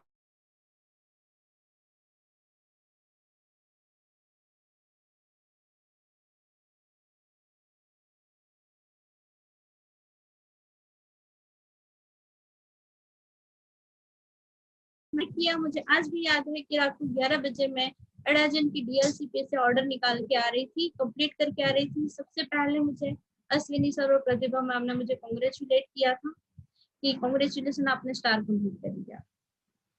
तो 11 बजे मैं वहां से निकली और करीबन 11:15 साढ़े 11 बजे मैं डिंडोली पहुंची। बहुत बारिश भी हो रही थी। मुझे आज भी वो लम्हा याद है कि मेरी टीम से मीता बेन और उनके हस्बैंड ने, मेरे पास तो थी नहीं वो, मेरे पास तो कोई व्हीकल भी नहीं था, और रात को 11 बजे मुझे वहां पे कोई व्हीकल मिल भी नहीं सकता था मेरे घर पहुंचने के लिए। तो उन्होंने मुझे मेरे घर छोड़ा। करीबन 11:30 बज चुके थे। उस टाइम पे मैंने अपना स्टार कंप्लीट किया था। मैं अडाजन से अपने घर पहुंची रात को 11:30 बजे। 12 बजे हम लोगों ने घर पे खिचड़ी बना के खाई। वो लम्हा आज भी याद है। जब आपको ना चिंगारी लगती है ना, पूछ में आग लगना, तो कुछ रिलेटिव्स ऐसे आपकी लाइफ में होने ही चाहिए जो आपको कुछ ऐसा बोल दे और आपके दिल में लग जाए।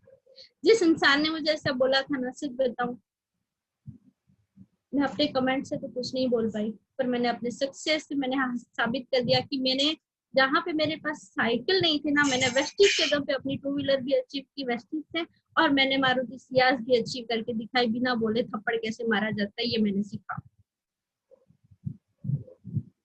मुझे जिन लोगों ने मुझे बोला था ना, उन लोगों के दरवाजे में तो सियाज कार नहीं खड़ी है, आज मेरे दरवाजे में खड़ी है। तो मुझे बहुत अच्छी फीलिंग आई कि थैंक गॉड कि मुझे ऐसे रिश्तेदार भी मिले जो मेरे टांग खींचने में बड़े एक्सपर्ट होता है।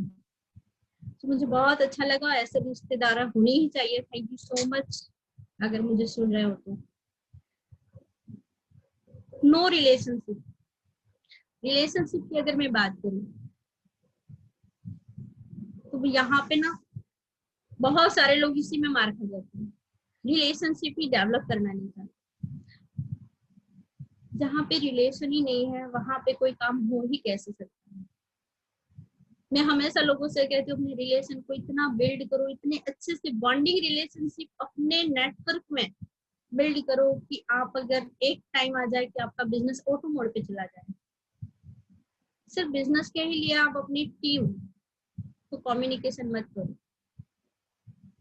रिलेशनशिप बहुत इंपॉर्टेंट है। मुझे आज भी याद है, रिलेशन की मैं बात करूं, मैं हिरेन सर के यहाँ पर मतलब डेफ में हूँ काफी, मतलब पूजा खेंगर मेरी कजिन सिस्टर है, उनसे मैं डेफ में हूँ, उसके बाद जागृति मैम है और नीचे मैं हूँ। तो मैं एक डेफ वाली मैं डेफ में थी, फिर भी मुझे आज भी याद है कि रिलेशनशिप निभाया कैसे जाता है। मैंने सीखा, मैंने अपने अपलाइन से सीखा, मैंने अपने गुरु से सीखा कि रिलेशन का इम्पोर्टेंस क्या है। मुझे आज भी याद है कि स्वरा मैम की शादी थी, करीबन 8 दिन बाकी थे और उसी वक्त मुझे याद है कि मेरी मम्मी हॉस्पिटलाइज थी। हॉस्पिटल में मेरी मम्मी बहुत सीरियस कंडीशन में थी और उस जगह पर पूजा मैम जिग्नेश तो मेरे साथ थे ही, एक मेरी सिस्टर है, और वहां पर हिरेन सर अपने घर में शादी छोड़ के हिरेन सर वहां पर मम्मी से मिलने आए। उन्होंने कहा भी कि किसी भी चीज की जरूरत हो मुझे जरूर बताना। सोचो कि घर में शादी को सिर्फ 8 दिन ही बाकी है और फिर भी हिरेन सर हॉस्पिटल आए मुझसे मिलने के लिए। तो रिलेशन निभाना तो मैंने अपने गुरु से सीखा, और जो सीखा इतने अच्छे से सीखा कि आज मैं अपने टीम में वही रिलेशन को बिल्ड कर रही हूँ।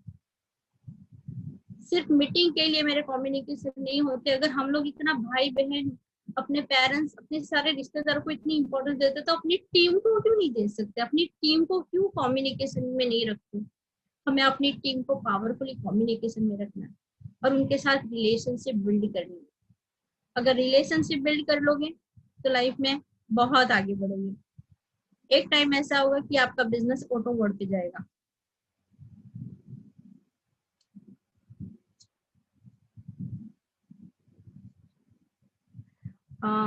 ओके,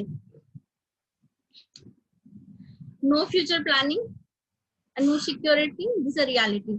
मैं यहाँ पे मैं अपनी बात करूँ कि आप जिस तस्वीर को आप देख रहे हो तो आप क्या सोच रहे हो मुझे नहीं पता, पर मैं यहाँ पे ये सोच रही हूँ कि आज ये जो लोग सब्जियां बेच रहे हैं ना, वो 70-80 साल के लोग हैं। क्या आपने अपने नियर डियर में आपने अपने आसपास में ऐसे लोगों को देखते हो जब 70-80 साल की उम्र में भी उनको सब्जियां बेच के अपनी जिंदगी का गुजारा करना पड़ता है? मैं सच में, आप लोग नहीं मिलते हो मुझे नहीं पता, पर मैं ऐसे लोगों से जाके पर्सनली मिलती हूँ, मैं उनसे बात करती हूँ कि ऐसी क्या मजबूरी है कि आज इतनी उम्र में भी आपको सब्जियां बेच के गुजारा करना पड़ता है या कचरा पोता करके गुजारा करना पड़ता है। ऐसा क्या है आपकी लाइफ में? और जब उनसे बात करने के बाद पता चलता है कि घर में 3 बेटे भी है, बेटी भी है, फिर भी उन्होंने अपने बच्चों को पढ़ाया लिखाया, एजुकेशन करा, खुद का घर करवा दिया, सब कुछ करवा दिया, और फिर भी आज जिंदगी इस मोड़ पे है कि 2 वक्त का खाना भी उन्हें सब्जियां बेच के कमाना पड़ता है। पता है ऐसे लोगों की इनकी गलती क्या है? पता है इनकी गलती सिर्फ इतनी है कि इन्होंने अपने लिए कोई विकास योजना नहीं बनाई। इन्होंने अपने लिए अगर विकास योजना बनाई होती, बाली सर हमेशा कहते कि विकास योजना बनाई, अगर इन्होंने भी अपने लाइफ में विकास योजना बनाई होती ना, तो आज ये सब्जियां बेच के 2 टाइम का खाना नहीं कंप्लीट कर रहे हो। तो इनकी गलती ये है। मुझे देख के ना मैं कभी कभी अपने फ्यूचर के बारे में सोचती हूँ कि अगर आज इन लोगों की लाइफ में अगर ये है तो मुझे अपनी विकास योजना बनानी पड़ेगी। मुझे आने वाले फ्यूचर में मैं नहीं चाहती हूँ कि मैं और मेरे वेस्टिज परिवार का कोई भी इंसान इस लेवल पे चला जाए कि उनको सब्जी बेच के गुजारा करना पड़े, 2 टाइम का खाना उन्हें सब्जी बेच के कमाना पड़े। क्या ये उम्र में वो घर में बैठ के नहीं खा सकते? क्या बहू बेटे उनको घर में बिठा के नहीं खिला सकते? क्यों? क्योंकि इन्होंने पूरी जिंदगी अपने बच्चों के पीछे निकाल दी, खुद के लिए कुछ नहीं किया, और वो दर्द मुझे महसूस भी होता है। रियलिटी की अगर बात करूं मैं अपनी मम्मी की बात करूं, मुझे आज भी मैं वो दर्द को महसूस कर पाती हूँ कि मेरी मम्मी ने इतनी सिंपल जिंदगी जी, इतनी सिंपल जिंदगी वो जी कर गई। 71 ईयर्स अबाउट मेरी मम्मी इस लाइफ जी कर गई, और मेरी मम्मी ने पूरी जिंदगी अपने बच्चों को बड़े किया, उनकी पढ़ाई लिखाई, उनकी शादी करवाई, उनको घर करवा दिया, सब कुछ। पर मेरी मम्मी ने सूरत में जो उभराहट होता है ना, वो भी नहीं देखा। तो मुझे आज वो पेन महसूस होता है। मेरी मम्मी के गुजरने के बाद 2 साल के बाद मेरे पास कार आई। अगर मेरे पास पहले कार आ जाती, मैंने वैसे तो शायद पहले चुन लिया होता, तो काश मैं अपनी मम्मी को कार में बिठा के पूरा सूरत हर जगह घुमा पाती। तो दर्द को महसूस करना ना, जो कर पाएगा वो जिंदगी में आगे बढ़ेगा, और जो नहीं कर पाएगा वो जिंदगी में सब कुछ समझ के भी कुछ नहीं कर पाएगा। हमें अगर इस लेवल पे नहीं जाना है, लोगों की तरह अगर जिंदगी नहीं जीना चाहते हो ना, तो वेस्टीज आपके पास खूबसूरत सा प्लेटफॉर्म है, आप उससे कंप्लीट कीजिए।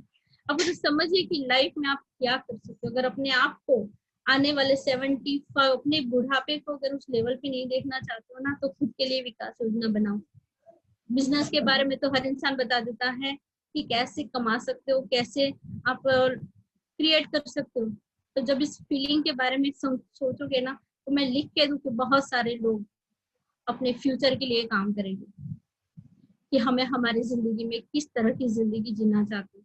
अगर मेरी रिक्वेस्ट है दोस्तों, अपने बुढ़ापे को अगर इस जगह पे नहीं देखना चाहते हो ना, तो वेस्टीज को एज ए करियर जरूर ले लेना। मैंने तो ले लिया है और मैं कर भी रही हूँ, क्योंकि इस दर्द को महसूस कर पाती हूँ।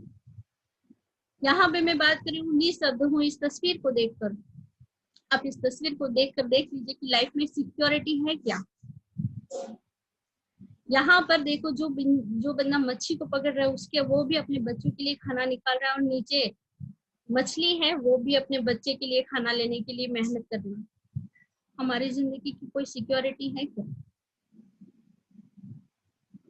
कभी आप अपने फैमिली में रात को सोए हो ना, अपने बच्चों को देख लेना कि अगर वो सोए हैं, अपने आपके घर में पूरा फैमिली सोया, अगर आप खुद ही वहां पे करता धरता हो ना, और आप दुनिया में अगर समझ लो कि कुछ हो गया, न करें नारायण कुछ हो गया, तो क्या आपने फैमिली के लिए कोई सिक्योरिटी रखी है अपनी?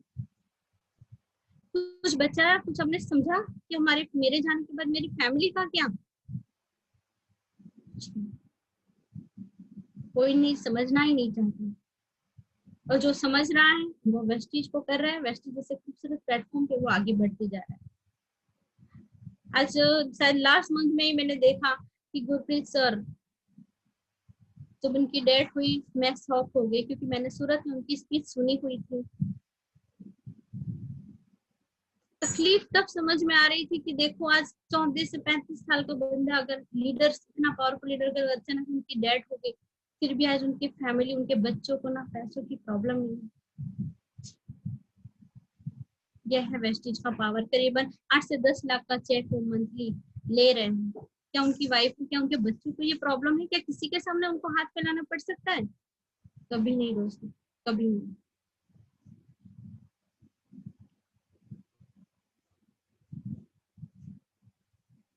माय फ्यूचर ड्रीम की मैं बात करूं तो मैं आने वाले टाइम में, मेरा ड्रीम है कि मेरा इतना खूबसूरत सा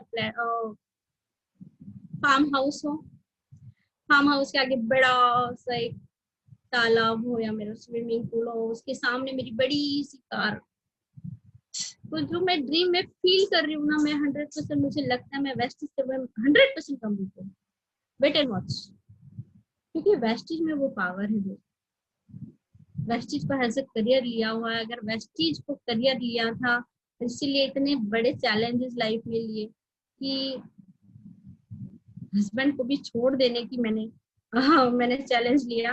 तो देखो, मैं अपने सपनों के लिए मैं कंप्लीट कर सकती हूँ, क्योंकि हस्बैंड, सब लोग ऐसे मत करना यार कि अपने हस्बैंड को छोड़ दो, नहीं तो आपके हस्बैंड ना बाद में पता नहीं क्या गाली ना दे मेरे को।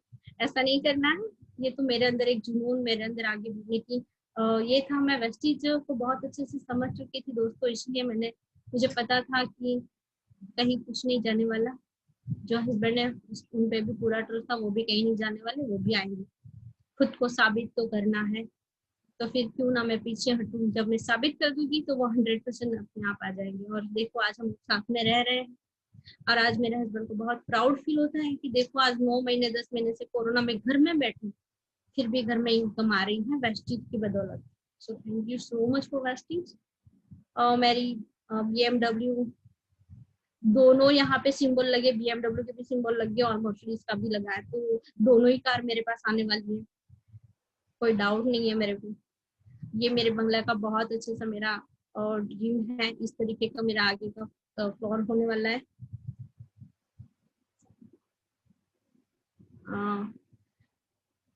यहाँ पे मैं अगर छोटी सी बताऊं तो अमिताभ बच्चन देखो अपनी लाइफ करीब करीब 18 से 20 पिक्चर फ्लॉप होने के बाद भी आज उन्होंने कितनी सफलता हासिल की। तो शुरू में हमें असफलता मिलती है, हमें असफलता से डरना नहीं है, क्योंकि बड़ी से बड़ी सक्सेस ऐसे ही हासिल नहीं होती। लाइफ में बड़ी से बड़ी सक्सेस हासिल करनी हो तो पहले फेलियर बनना पड़ता है, हमें असफलता का समझना पड़ता है। 20 फिल्में फ्लॉप होने के बाद मुझे याद है कि अरुण, कोई हीरोइन इनके साथ काम करने के लिए रेडी नहीं थी, अरुणा ईरानी उनके साथ एक फिल्म में काम करने के लिए रेडी हुई, बॉम्बे टू गोवा, उसके बाद वो सफलता की ओर बढ़ते चले गए। तो बॉम्बे टू गोवा उनकी इतनी अच्छे से हुई, सफल हुई। और आज देखो तो बहुत सारे लोग ये बोलते हैं मेरे को ना तेल साबुन बेचना है, तेल साबुन बेचने वाला बिजनेस ही है। मैं कहती हूँ यार तेल साबुन बेचना, 5 रुपए का ठंडा ठंडा कूल कूल अगर अमिताभ बच्चन बेच सकते हैं, करोड़पति बन रहा है, करोड़पति एक्टर अगर 5 रुपए का ठंडा ठंडा कूल कूल बेच सकते, तो क्या हमको 35 और 40 रुपए की साबुन बेचने में प्रॉब्लम हो रही है? किस बात की प्रॉब्लम हो रही है? क्या हम करोड़पति फैमिली से बिलोंग करते हैं? अगर अमिताभ बच्चन को कोई शर्म नहीं है तो हमें किस बात की शर्म लगती है? वो तो बंदा करोड़पति बंदा है ना, फिर भी उन्हें शर्म नहीं लगती। और हम बोलते हैं जी ये कौन बेचेगा, ये तेल साबुन वाला बिजनेस कौन करेगा? बैठे रहो, कोई दिक्कत नहीं। भारतीय लिम्बाचा की मैं बात करूं, देखो वेट था फिर भी अपने आप को वो रोके नहीं, उन्होंने अपनी आइडेंटिटी बनाई, वो बेस्ट कॉमेडियन की रूप अलग से निखार के आई। और देखो उन्होंने अपनी खुद की कितनी खूबसूरत पहचान बनाई कि वहां वेट कोई मायने नहीं लगा। लोग आज उनके टैलेंट को अप्रिशिएट करते हैं, ना कि उनके वेट को। सो आइडियली मुझे बहुत अच्छा लगता है ऐसे लोगों को देख के। Neha Thakkar is best singer, height में बहुत छोटा पैकेज बड़ा धमाल।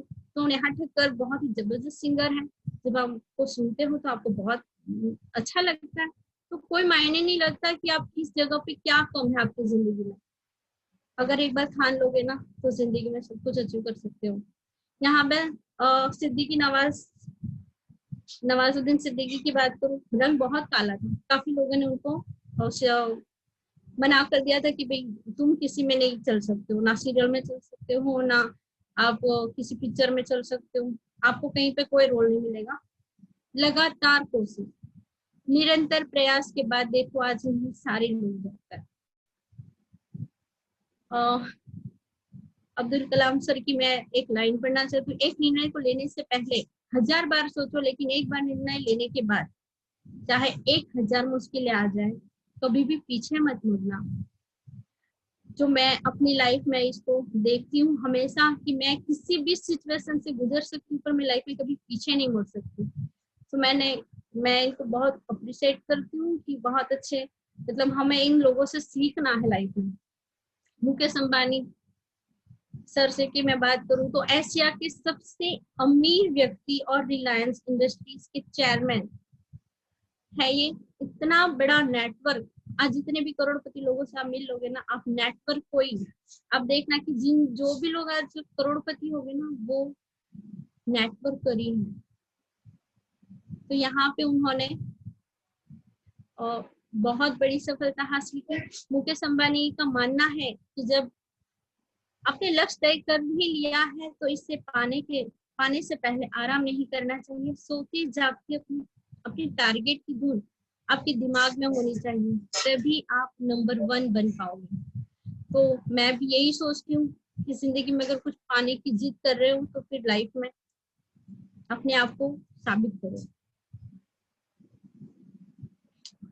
मैं रन डाउन कर लेती हूँ, टाइम तो ओवर होते जा रहा है। बड़े सपने ही बड़ी सफलता दिलाते हैं, उनका मंत्र ही ऊंचे ख्वाब देखो उनके और उनके पूरे होने तक चैन से मत बैठो। मैं भी बिल्कुल यही सोचती हूँ कि जब तक हमारे ड्रीम कंप्लीट नहीं होते हमें शांति से नहीं बैठना है। मुकेश खतरे उठाने में भी कभी पीछे नहीं रहते। उनका मानना है कि उनसे मिला अनुभव ही आपको लीडर बनाता है जिंदगी में। अगर जो एक्सपीरियंस में बहुत सारे लोग कहते हैं बिजनेस का एक्सपीरियंस है, मैं कहती हूँ कि जब जिस इंसान को जिंदगी का जो अनुभव है ना, उससे बड़ा अनुभव आपकी लाइफ में और क्या हो सकता है। इंसान को अपने शौक भी पूरे करनी चाहिए, ये आपको कॉन्फिडेंस देते हैं कि अपने सपनों का आप पूरा कर सकते हो और साथ ही आगे बढ़ने का हौसला भी बढ़ाते हैं। मुकेश अंबानी का मानना है कि एक अच्छी टीम के बिना आप कुछ नहीं कर सकते। This is true. आज इतने बड़े इंसान को भी ये वो मानते हैं कि अगर अच्छी टीम है ना तो आप सब कुछ कर सकते हो, बिना अच्छी टीम के आप लाइफ में कुछ नहीं कर सकते। तो मैं हमेशा कहती हूँ कि मैं अपने अपलाइन और मैं अपनी टीम के बिना कुछ भी नहीं हूँ। सो रियली मुझे बहुत प्राउड फील होता है। यहाँ मैं अपने फाउंडर को मैं थैंक यू कहना चाहूंगी, ब्रह्मा विष्णु महेश,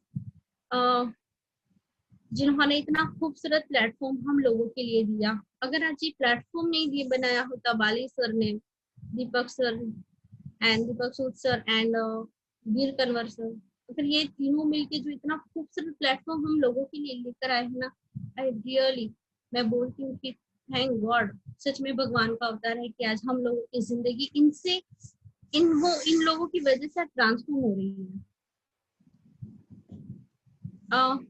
स्वरा मैम एंड प्रियंक सर को मैं, मेरे ग्रेट ऑफलाइन है, थैंक यू सो मच। बहुत डायनामाइट लीडर्स हैं। स्वरा मैम तो बिल्कुल मुझे एकदम बारबी डॉल की तरह लगती है यार, मेरी ग्रेट ऑफलाइन। मुझे इतनी खुशी होती है उनको देख के, यार कितनी क्यूट लगते हैं बिल्कुल। और यहाँ में मैं बात करूँ Parul ma'am and Kiran sir, really मेरे ग्रेट गुरु, मेरी गाइड लाइन, मतलब हमेशा उन्होंने मुझे मोटिवेट किया, हमेशा मुझे कभी इरिटेट नहीं होते। कभी अगर किसी भी बात की क्वेश्चन में पूछ लूँ ना सर ऐसा, तो रियली मुझे बहुत अच्छे से समझाया। उन्होंने मेरा स्ट्रगल देखा भी है और सर जानते भी हैं। मैं आज भी मैं बहुत बड़ा थैंक्स कहती हूँ किरण सर, पारुल मैम, जिन्होंने मुझे बहुत अच्छे से गाइड किया है। हमारे गुजरात, मतलब बोलते हैं हमारे गुजरात में लाने वाले जो वेस्टिज डे है, ये हमारे महान लीडर हैं। Thank you sir, Ashwini sir, Pratibha ma'am, outstanding leader है। मैं बहुत सारी चीजें प्रतिभा मैम से मैंने सीखी है, मैं उनको फॉलो भी करती है। बहुत सारी चीजें उनको देख के ऐसा लगता है कि प्रतिभा मैम इतना पावरफुल कर सकते तो हम क्यों नहीं कर सकते, है कि नहीं? क्योंकि मैम में भी तो एक जिद है आगे बढ़ने की, जिद की, तो हम भी तो उसी जिद के साथ काम कर सकते हैं। Ashwini sir, thank you so much. ये मेरे बोलूं ना तो ये मेरे ग्रेट गुरु, जिन्होंने मुझे ये प्लेटफॉर्म दिया। I really two big thanks Pooja ma'am, Jignesh sir, really. Pooja ma'am मेरी कजिन सिस्टर है, मेरी फैमिली मतलब मुझसे छोटी है, पर वेस्टिज में वो मेरी गुरु है। मैं हमेशा उससे सीखती हूँ क्योंकि मेरा मुझसे भी ज्यादा एक्सपीरियंस उनका है, तो मैं हमेशा उनसे सीखते रहती हूँ। जिग्नेश सर में इतना पावरफुल मोटिवेशन भरा होता है कि किसी भी काम के लिए वो हमेशा कहते नहीं तुम तो कर ही लोगे, और तुम कर ही लोगे, हो ही जाएगा। मतलब हमेशा इतना मोटिवेट करते हैं कि किसी भी सिचुएशन में आप हो ना, आप कभी हार नहीं मान सकते। अगर ऐसे गुरु आपकी लाइफ में हो तो आप कैसे हार मान सकते हैं। ये पिक को मैंने यहाँ पे रखा। ये पिक मुझे 2019 में जब दिसंबर में जब VLC हुई थी सूरत में, मैं इसके बारे में बताऊं तो कमिटमेंट की जब मैं बात करूँ ना, तो मैं यहाँ पे आपको बता सकती हूँ, मेरी 9 मंथ की प्रेगनेंसी थी। 9 मंथ की प्रेगनेंसी में किसी भी वक्त मैं हॉस्पिटल जा सकती थी, किसी भी वक्त, कभी भी मुझे लेबर पेन शुरू हो सकता था। पर मैंने 2 दिन की VLC ट्रेनिंग अटेंड की, क्योंकि उस वक्त भी मेरे लिए बहुत जरूरी था कि मेरा सीखना जरूरी है,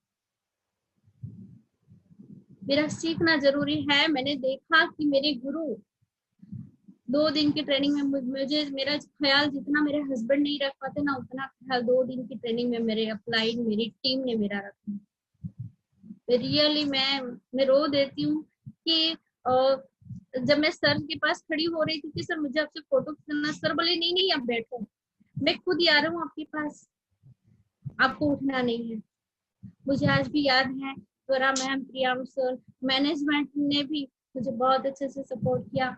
बलवानी सर थे वहां पर, प्रियांक सर और त्वरा मैम ने बहुत अच्छे से मेरे लिए थैंक यू कहना चाहूंगी। बहुत सारी इमली ला के रखी हुई थी, जब मैं वॉमिटिंग जैसी फील हो रही थी उस टाइम पे, तो इमलिया मुझे बहुत सपोर्ट कर रही थी। तो थैंक यू त्वरा मैम, आपने बहुत अच्छे से मेरा ख्याल रखा था कि बहुत सारी इमली के पैकेट आपने मेरे लिए ला के रखे हुए थे, तो मुझे बहुत अच्छा लगा।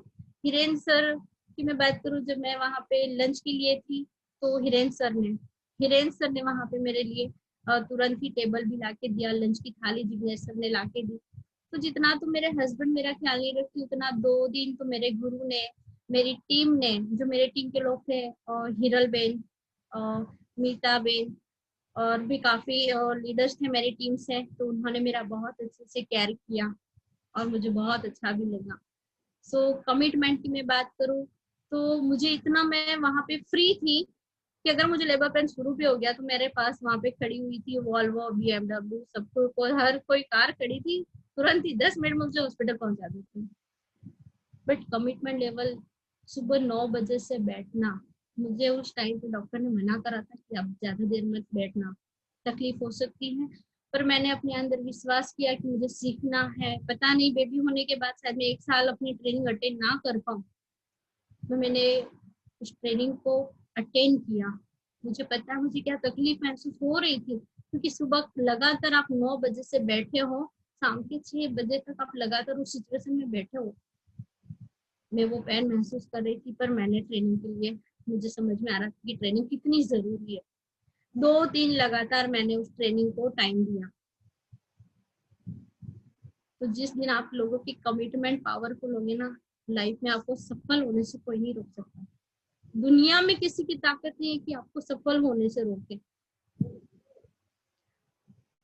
ये मेरा बड़ा बेटा है समर, और ये मेरी छोटी गुड़िया अभी 7 मंथ अप्रोक्सीमेट हुई, और 7 से 8 मंथ की है ये। बड़े बेटा 8 साल का होने के बाद लोगों ने बातें बनाना शुरू कर दिया था कि पहले ही बेटे को मतलब घर में बंद कर करके जाती थी, तो अभी भगवान इनको दूसरी बार माँ बनने का मौका क्यों दे।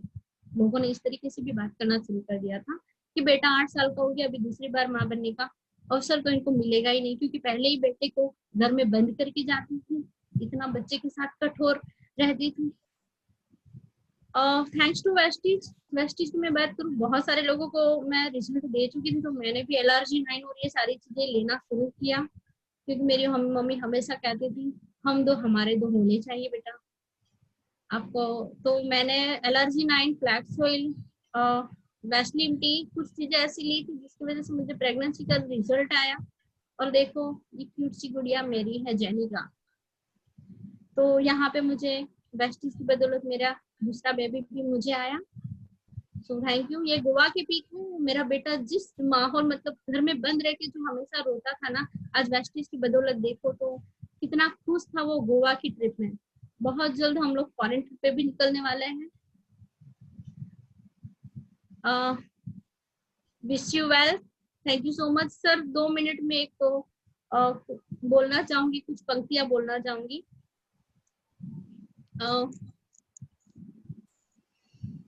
प्लीज 2 मिनट का टाइम मैं ले रही हूँ कि लहरों से डर कर नौका पार नहीं होती, लहरों से डर कर नौका पार नहीं होती, कोशिश करने वालों की कभी हार नहीं होती।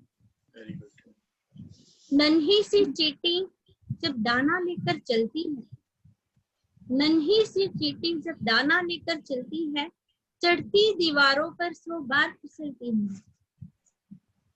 मन का विश्वास रगों में साहस भरता है, मन का विश्वास रगों में साहस भरता है, गिरकर चढ़ना चढ़कर गिरना न कभी अकरता है। आखिर उसकी मेहनत कभी बेकार नहीं होती, कोशिश करने वालों की कभी हार नहीं होती, कोशिश करने वालों की कभी हार नहीं होती। असफलता एक चुनौती है, उसे स्वीकार करो। असफलता एक चुनौती है, उसे स्वीकार करो। क्या कमी रह गई है देखो और सुधार करो। जब तक ना सफल हो नींद चैन को त्यागो तुम, जब तक ना सफल हो नींद चैन को त्यागो तुम, संघर्ष का मैदान छोड़कर मत भागो तुम, संघर्ष का मैदान छोड़कर मत भागो तुम। कुछ किए बिना ही जय जयकार नहीं होती, कुछ किए बिना ही जय जयकार नहीं होती। कोशिश करने वालों की कभी हार नहीं होती, कोशिश करने वालों की कभी हार नहीं होती। Thank you so much my all leaders and thank you so much. शायद मैं आपकी जिंदगी में, अगर किसी की भी जिंदगी में बदल गई आज मेरी स्पीच के साथ, अगर 2 मिनट में भी किसी की जिंदगी में अगर बदलाव हो रहा है या होगा, उनके जिंदगी में अगर मेरा 2 मिनट का भी कंट्रीब्यूशन रहा ना, तो रियली मुझे बहुत खुशी होगी कि मेरी स्टोरी कहीं ना कहीं आपको टच कर पाई, आपको छू पाई। आज वेस्टेज की बदौलत मेरे पास मारुति सियाज कार भी है, 10.5 लाख प्लस की है, 80,000 प्लस का चेक मैंने स्टार लेवल पे लिया हुआ है। So thank you so much, sir. Thank you, Ashwini sir, Hiren sir, and my all leaders. Thank you so much, my all teams member. Thank you so much. Okay, तो thank you so much. और मैं सारे participant को request करूंगा कि अभी एकदम से निकलना शुरू मत करिए, क्योंकि बातचीत हम वंदना जी से करेंगे। ज्यादा टाइम नहीं लेंगे आपका, लेकिन कुछ महत्वपूर्ण बातचीत हम करना चाहते हैं वंदना जी से, क्योंकि वंदना खेंगार का कमिटमेंट वो मेरी टीम से है तो मुझे पता है, और मुझे पता है तो मैं इनसे मोटिवेट होता हूं और मैं मोटिवेट होके आगे बढ़ता हूं। लेकिन हम ये चाहते हैं कि आप लोग भी इनसे मोटिवेट हो और आप सब भी आगे बढ़ो, राइट। सो वंदना जी, कुछ सवाल मैं आपसे करना चाहता हूं कि Yes, sir. बहुत सारे ऐसे पढ़े लिखे लोग होते हैं जो महीने में जितना आप कमा रहे हो उतना नहीं कमा पाते हैं। आप एग्री करते हो मुझसे? Yes, sir. मतलब पढ़ाई होने के बावजूद भी वो इतना नहीं कमा पाते हैं, राइट। तो क्या हम ये कह सकते हैं कि पैसा कमाने के लिए एजुकेशन यानी कि पढ़ाई की जरूरत नहीं है, लेकिन पैसा कमाने के लिए पैसा कैसे कमाया जाए उस एजुकेशन अगर आपके पास आ जाए तो आप 100% पैसा कमा सकते हो। आप सहमत हो वंदना जी? Yes, sir. राइट। क्योंकि आज हमारी टीम से कोकिला मैम 7 चौपड़ी गुजराती मीडियम में पढ़े लिखे हैं, लेकिन उसके बावजूद भी आज अगर हम बात करें कोकिला मैडम की तो वो करीबन 70,000 प्लस की इनकम ले रहे हैं और आने वाले टाइम में 1 लाख प्लस की भी इनकम लेंगे, राइट। तो उन्होंने क्या सीखा? उन्होंने एक ही चीज सीखी कि पैसा कमाने के लिए वेस्टीज में मुझे क्या करना है, दैट्स इट। ओके, सो वंदना जी, मुझे एक चीज बताइए कि आपके कमिटमेंट लेवल मुझे पता है और बिल्कुल आपके टॉपिक के साथ मैच भी कर रहा है कि कमिटमेंट फॉर सक्सेस। तो आपने बहुत सारी चीज आज बताई। मैं आपसे एक बात जरूर पूछना चाहूंगा कि जब आपके हस्बैंड ने, क्योंकि बहुत सारी लेडीज है जो जिसके पास इतना करेज नहीं होता है जितना करेज आपके पास है, आप ये बोल देते हो कि मेरे हस्बैंड ने मेरे पास 2 चॉइस रखी थी कि या तो आप मुझे चुनो या फिर वेस्टीज को चुनो। और ये कोई मतलब कहते हैं ना कि सीता जी को भी अग्नि परीक्षा देनी पड़ी थी, राइट। तो जब अग्नि परीक्षा सीता जी को देनी पड़ी तब उनको पता होगा कि उनके ऊपर क्या बीत रही होगी। आप मुझे बताइए, हमारे सारे व्यूअर्स को बताइए कि आपके ऊपर तब कैसा मतलब फीलिंग क्या आ रही थी आपके अंदर, क्या मतलब आपको फील हो रहा था जब आपके हस्बैंड ने आपको चॉइस दे दी? क्योंकि आपका बच्चा भी छोटा था और आपके पास कोई चॉइस नहीं थी, तो आपने मतलब क्या फील करते थे, क्या चल रहा था आपके अंदर? सर चल तो यही रहा था कि कैसे कर पाऊंगी, पर अपनी सिस्टर को जब मैं देख रही थी पूजा मैम को, तो भरोसा था खुद पर कि मैं कितनी भी मेहनत अगर करनी पड़े ना, मैं पीछे नहीं हटूंगी। अगर मेरी सिस्टर सफल हो सकती है और वेस्टीज में इतने सारे लोग सफल हो सकते हैं, सो डेफिनेटली मैं अपने कमिटेड से पीछे नहीं रहने वाली। क्योंकि अगर हस्बैंड की बात सुन लेती तो शायद 4 दीवारों में रह जाती, शायद ये जिंदगी इतनी खूबसूरत नहीं हो पाती। हाँ, तो वो आपका विजन था। Yes sir, right. लेकिन पर वो उनको छोड़ने के बाद जो स्ट्रगल आया ना, वो बहुत तकलीफ वाला था।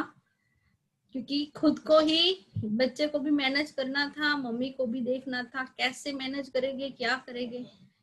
क्योंकि मैंने वेस्टिज को इतना पावरफुल एज अ करियर लिया था कि मैं अपना पार्लर जब चला रही थी वो भी मैंने छोड़ दिया था, मैं ट्यूशन क्लास चला रही थी वो भी मैंने छोड़ दिया था।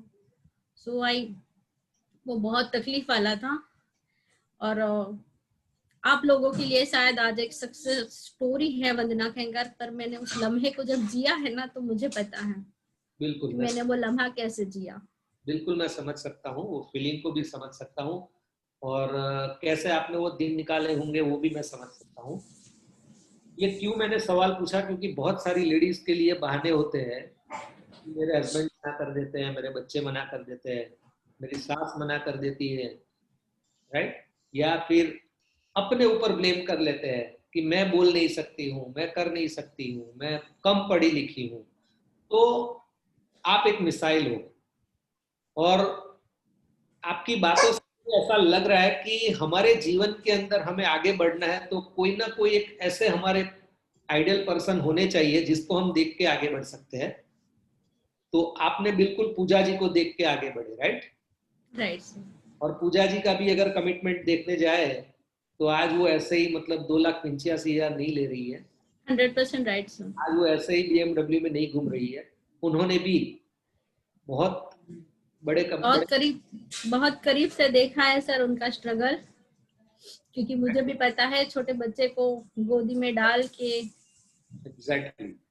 तो आपकी बिल्कुल वो जो लास्ट में आपने वो जो कविता सुनाई उसके साथ बिल्कुल वो मैच हो रही है, राइट, आपकी स्टोरी। Right sir. आप मुझे बताइए कि कोविड-19 के करके आज ये जो पेंडेमिक जो अभी चल रहा है हमारे जीवन के अंदर सिचुएशन है, उसके अंदर आपके हस्बैंड की जॉब नहीं है। Right sir. अब उनकी क्या फीलिंग है जब जॉब नहीं है और वेस्टीज से इनकम आ रही है, तो अब उनका मतलब क्या रवैया है, क्या सोच है, क्या फीलिंग है उनकी? अभी सर इतनी अच्छी फीलिंग आ रही है कि सारे फ्रेंड्स को वो फोन करते हैं, रिलेटिव्स को बोलते हैं यार अच्छा हुआ मेरी वाइफ ने वेस्टीज कर लिया, वरना आज तो पता नहीं प्रॉब्लम हो जाती। क्योंकि आज भी लगातार सर 70,000 का चेक मेंटेन हो रहा है। Very good, very good, right. तो आज मतलब वो हैप्पी फील कर रहे हैं आपके हस्बैंड आपसे, बहुत बहुत सर प्राउड फील करते हैं आज। Right, good. और मुझे आप बार बार ये बोलते थे कि मेरे बच्चे को मेरे को कार गिफ्ट करनी है, कार गिफ्ट करनी है, तो आप मुझे बताइए कि आपने गाड़ी कब ली? मैंने अपने बेटे के बर्थडे पे लास्ट कार कार्निवल पे, मतलब कार तो ऑलरेडी मैंने 4 महीने पहले ही बुक कर चुकी थी। एग्जैक्टली। और मुझे सीधा अपने बेटे के बर्थडे के दिन ही अपने दरवाजे में लानी थी, और मैंने उसी के बर्थडे के दिन में अपनी कार लेकर आई। आज मेरा बेटा इतना प्राउड होकर पूरी सोसाइटी में अपने फ्रेंड्स को बोलता है कि मेरी मम्मी मुझे कार गिफ्ट करती है बर्थडे पर, आपकी मम्मी कर सकती है। तो मुझे ये समझ में आता है कि क्यों हमारा बच्चा दूसरों को इंस्पिरेशन रोल मॉडल चुने, क्यों ना हम ही वो करके दिखाए कि हमारे बच्चे हमें ही अप्रिशिएट करे और हमें ही रोल मॉडल करे। बिल्कुल। और आपके बच्चे की उम्र क्या होगी अभी? सर वो 3rd स्टैंडर्ड में है और करीबन 8 से 9 साल का है, 10 साल का करीब। अब यहाँ पर समझने वाली बात यह है कि 8 से 10 साल का बच्चा क्या सोचता है, और आपके घर के अंदर आप देखिए कि आपके भी बच्चे हैं, किसी के 10 साल के होंगे, किसी के 15 साल के होंगे, किसी के 18 साल के होंगे, वो क्या सोचते हैं? Right sir. As a parents हम जो सोच देते हैं ना हमारे बच्चे को, वो सोचते हैं। तो एज अ पेरेंट्स हम ये बता सकते हैं कि जितनी चद्दर है उतने ही पैर पसारो, तो वही सोचेगा। या फिर हम ये सिखा दे कि बेटा गाड़ियां में कैसे घुमा जाता है। सर अभी मेरा बेटा ना अपनी मासी की BMW देख के मम्मी BMW कब आएगी, अब मुझे उसी पे दौड़ा रहा है। Very good. तो अच्छी बात है ना, राइट। मतलब उसकी सोच बड़ी हो रही है ना, आप सोचो। Right sir. आपने उनकी सोच को बड़ा किया है, राइट। अब आप मुझे बताइए कि आपका नेक्स्ट क्राउन का गोल कब है? नेक्स्ट राउंड का गोल सर, मैं डायमंड पे पहले 1.5 से 2 लाख का चेक ले लूं बहुत जल्द, और तुरंत फिर क्राउन करती हूँ, वो भी हेल्दी क्राउन। बिल्कुल।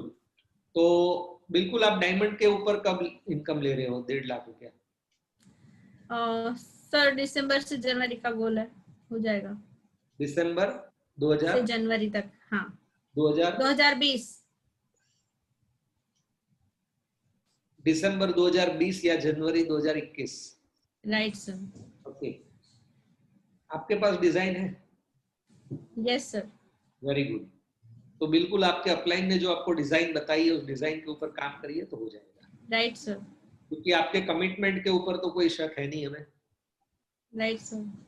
अब यहाँ पर क्या सीखना है, जितने भी लोग अभी बचे हैं, करीबन 150 लोग, कि पैसा अगर आपको कमाना है तो आपके अपलाइन से जितना पैसा कमाना है उसकी डिजाइन आपको डिमांड करनी है। आपके अपलाइन को पता नहीं है आप कितने में खुश हो, आपके अपलाइन को पता नहीं है आप कितने में खुश हो, आप 10,000 में खुश हो या 20,000 में खुश हो या 50,000 में खुश हो, आपके अपलाइन को नहीं पता। आपको बोलना पड़ेगा। जितने भी 150 लोग हैं, आपको अपने एक्टिव ग्रोइंग अपलाइन के पास बैठना पड़ेगा कि मुझे 1 लाख चाहिए। अगर मैं बात करूं धर्मेश की, तो धर्मेश खुश था पहले, 60-70 हजार आ रहा था। अचानक से एक दिन बोला कि मुझे 1 लाख चाहिए, बताइए क्या करना पड़ेगा। आज 1 लाख आ गया उसका पिछले महीने। Right sir. अब धर्मेश को मैंने बोला भैया तेरा 1 लाख आ गया, अब क्या करना है? बोला नहीं सर 1 लाख तो नहीं चाहिए। बोला वापस 40 पे जाना है क्या? तो बोला नहीं नहीं नहीं नहीं, अब 2 लाख कैसा है वो बताओ मुझे। तो डिमांड करो अपलाइन से और उस डिजाइन के ऊपर काम करो जो अपलाइन आपको डिजाइन बताती है। Right sir. पर फेथ रखना है आपको अपनी अपलाइन के ऊपर। Right, so very good. और मुझे अच्छा लगा कि आपने डायमंड पे 1.5 लाख का चेक का गोल रखा है, लेकिन क्राउन फिर भी एक मेरी आपसे रिक्वेस्ट है, क्योंकि फाइनेंशियल फ्रीडम क्राउन के ऊपर आती है। Okay sir. तो क्राउन का भी आप गोल बना लीजिए अपलाइन के साथ बैठ के। Yes sir. मैडम के साथ बैठ के। आपका नेक्स्ट ड्रीम डेस्टिनेशन कौन सा है आउट ऑफ इंडिया घूमने का? सर स्विट्जरलैंड जाना चाहते हैं। स्विट्जरलैंड जाना चाहते हो? ओके, कभी देखा है आपने स्विट्जरलैंड का वीडियो वगैरह देखा है आपने? हाँ सर, फिल्मों में देखा है। फिल्मों में देखा है, उसका अलग से कोई वीडियो देखा है आपने? अलग से मतलब यूट्यूब पे देखते हैं। देखा है ना, तो फील करो आप। यस सर, विद फैमिली जाना है। हाँ, और क्योंकि मैं मेरी बात करूँ तो मैं स्विट्जरलैंड तो नहीं गया था, लेकिन हम लोग जब ऑस्ट्रिया जर्मनी गए ना, तो अश्विनी सर, प्रतिमा मैडम, नीलिमा जी, उन लोगों ने हमें महसूस करवाया था कि हिरेन भाई ये नेक्स्ट टू स्विट्जरलैंड है। मतलब स्विट्जरलैंड से कम नहीं है, यहाँ पर भी आप मतलब वो मजे ले सकते हो। तो इतना बढ़िया मुझे फील हुआ कि चलो मैं स्विट्जरलैंड भी घूम लिया, ऐसा मेरे को अंदर से फील हो रहा था। Right, so very good. और आप हमें बताइए कि आप अपनी टीम के अंदर नेक्स्ट किसे क्राउन देख रहे हो? सर बड़ा मुश्किल सवाल कर रहे हो। बिल्कुल, और ये एक लीडर के लिए मुश्किल होना भी चाहिए, और लीडर का फोकस होना चाहिए कि मेरा नेक्स्ट क्राउन कौन है। और मैं एक चीज जरूर बता सकता हूँ, क्योंकि आपने कमिटमेंट लेवल जो आपने बताया है कि कमिटमेंट फॉर सक्सेस, राइट, तो आपने जिया हुआ है, अपने कमिटमेंट के साथ आप जी रहे हो, तो आपको पता लग जाता है कि मेरा कौन नेक्स्ट क्राउन। क्योंकि कमिटमेंट के बगैर कोई आगे नहीं बढ़ सकता है। केवल व्यक्तिगत करके या बोल देने से कि मुझे क्राउन होना है, मुझे क्राउन होना है, कोई नहीं हो सकता है। राइट सर, आपको नेक्स्ट दिखनी चाहिए। Yes sir. नेक्स्ट राउंड की बात करूं तो मुझे गायत्री बेन नील, ओके, वेरी गुड, और Manisha Ben Sharma. Very good. तो आपने नाम लिखा है अपनी डायरी में, मनीषा बेन शर्मा का? यस, गायत्री बेन नील का पहले ही लिखा हुआ है। सर नाम की मैं बात करूं तो मेरे सारे ही लीडर इतने पावरफुल है सर कि बस जिस तरीके से मैं कमिटेड हूँ ना, मेरी टीम के सारे लीडर्स इतने ही कमिटेड है। मुझसे भी ये सवाल पूछा जाता है तो मेरे लिए भी बहुत मुश्किल होता है। हाँ सर, बहुत मुश्किल है।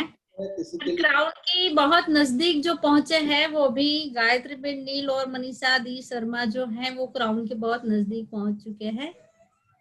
हेतल बेन भी है सुधार। तो कुछ ये 3-4 लीडर जो मेरी टीम से मुझे दिख रहे हैं वो क्राउन के बहुत नजदीक हैं, और बाकी तो बहुत सारे लीडर्स क्राउन और एम्बेसडर के लिए मेरी टीम में आया है।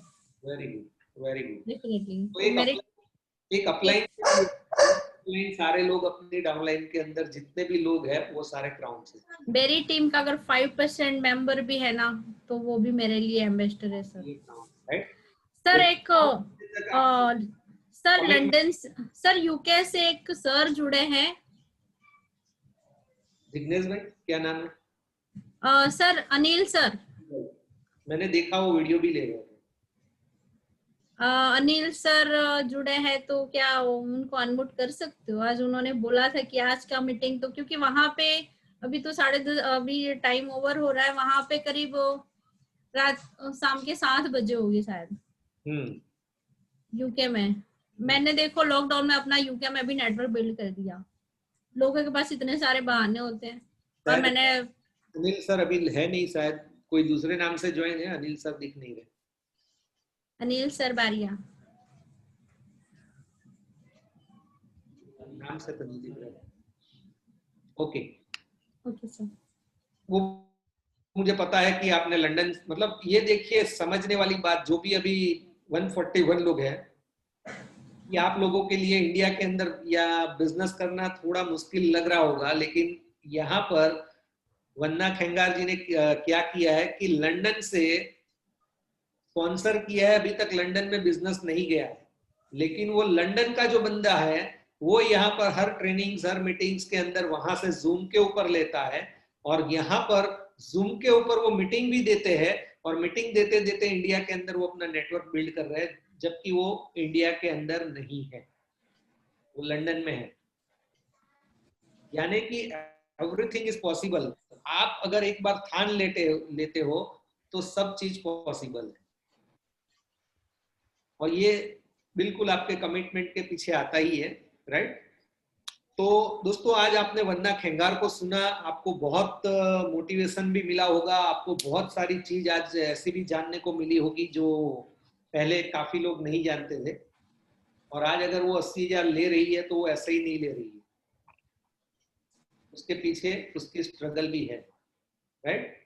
सो आपसे भी वो चैलेंज आएगी, आपसे भी वो सारी चीजें डिमांड होगी, क्योंकि कुदरत परीक्षा लेती है। कुदरत कोई भी चीज ऐसे ही नहीं देती है, वही नहीं देती है। वो सबसे पहले परीक्षा लेगी कि आप सही में उसके काबिल हो क्या, और उसके बाद अगर आप उस परीक्षा के अंदर पास होंगे तो कुदरत फिर आपको दिल खोल के देने वाली है, राइट।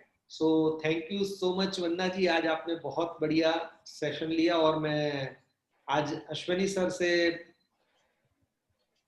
बताना चाहूंगा कि आप आगे का जो भी अपना एजेंडा है, जो भी है, वो आप बताइए कि क्या है आगे का। So over to Ashwani sir. Thank you Hiren भाई। और सबसे पहले एक शानदार आपके प्रेजेंटेशन के लिए एज ए होस्ट, आपने जो आज का ये जो मैंने आपसे रिक्वेस्ट किया था वो बहुत अच्छे से आपने निभाया। उसके लिए आपके लिए क्लैपिंग तो बनता ही है, जो मैं यहाँ से कर रहा हूँ। और जैसा कि मैं जानता था कि हमेशा से मैं कभी भी अगर हिरेन भाई को कुछ भी बोलता हूँ तो वो उन सब चीजों में खरे ही उतरते हैं, वो पूरी जिम्मेदारी से वो सारी चीजें निभाते हैं। तो ये सारी चीजें हमें सबको उनसे सीखना जरूरी है। दूसरी चीज मैं यहाँ ये बोलना चाहूंगा कि अक्सर लोग कहते हैं कि अपलाइन से लोग इंस्पायर करते हैं, उनसे मोटिवेट होते हैं, लेकिन फ्रेंड्स ऐसा होता है कि आप अपनी टीम के लोग जो बहुत तेजी से काम कर रहे हैं, बहुत अच्छे से काम कर रहे हैं, उनसे भी बहुत इंस्पायर होते हैं। और इस सीक्वेंस में मैं नाम लेना चाहूंगा वंदना जी का। मैं जब हालांकि बात ज्यादा कभी नहीं हो पाती, कभी कभी होती है, लेकिन जब बात होती है तो मेरा भी जो है मोटिवेशन से सारा भर जाता है माइंड, और ऐसा लगता है वाह क्या बात है। और आज जिस तरीके से उन्होंने ये सब बताया, तो मैंने तो एक्चुअली फर्स्ट टाइम जब उनका VLC में वो सेशन सुना था, उस समय मेरी आंखों में अभी आंसू थे, और इसलिए मैं बहुत समय से चाह रहा था कि इस तरीके का सेशन उनका हो। और आज बहुत खुशी है कि वो सेशन हम आप सबके सामने भी रख पाए। वंदना जी, आप बहुत कमिटेड लेडी हैं, और आपके लिए क्राउन ये सब कोई बड़ा लेवल नहीं है। मैं आपको बहुत आगे देख रहा हूँ, उससे भी आप UCD, DCD, DUCD भी करोगे, क्योंकि आपके अंदर एक निश्चय करने की शक्ति है। निर्णय के बाद एक ऑप्शन आता है निश्चय। निर्णय तो बहुत लोग कर लेते हैं कि हम ये करेंगे, लेकिन नेक्स्ट मंथ खत्म होता है फिर कहते हैं अगले महीने करेंगे। लेकिन अगर जो लोग निश्चय कर लेते हैं ना, वो लोग इसी तरीके के होते हैं। और आपने अपने प्रेजेंटेशन के बीच में बोला कि मैं बेटे को लॉक करके चली जाती थी। ये सारी कहानी, ये वाला पार्ट एक्चुअली प्रतिभा से बहुत मिलता जुलता है।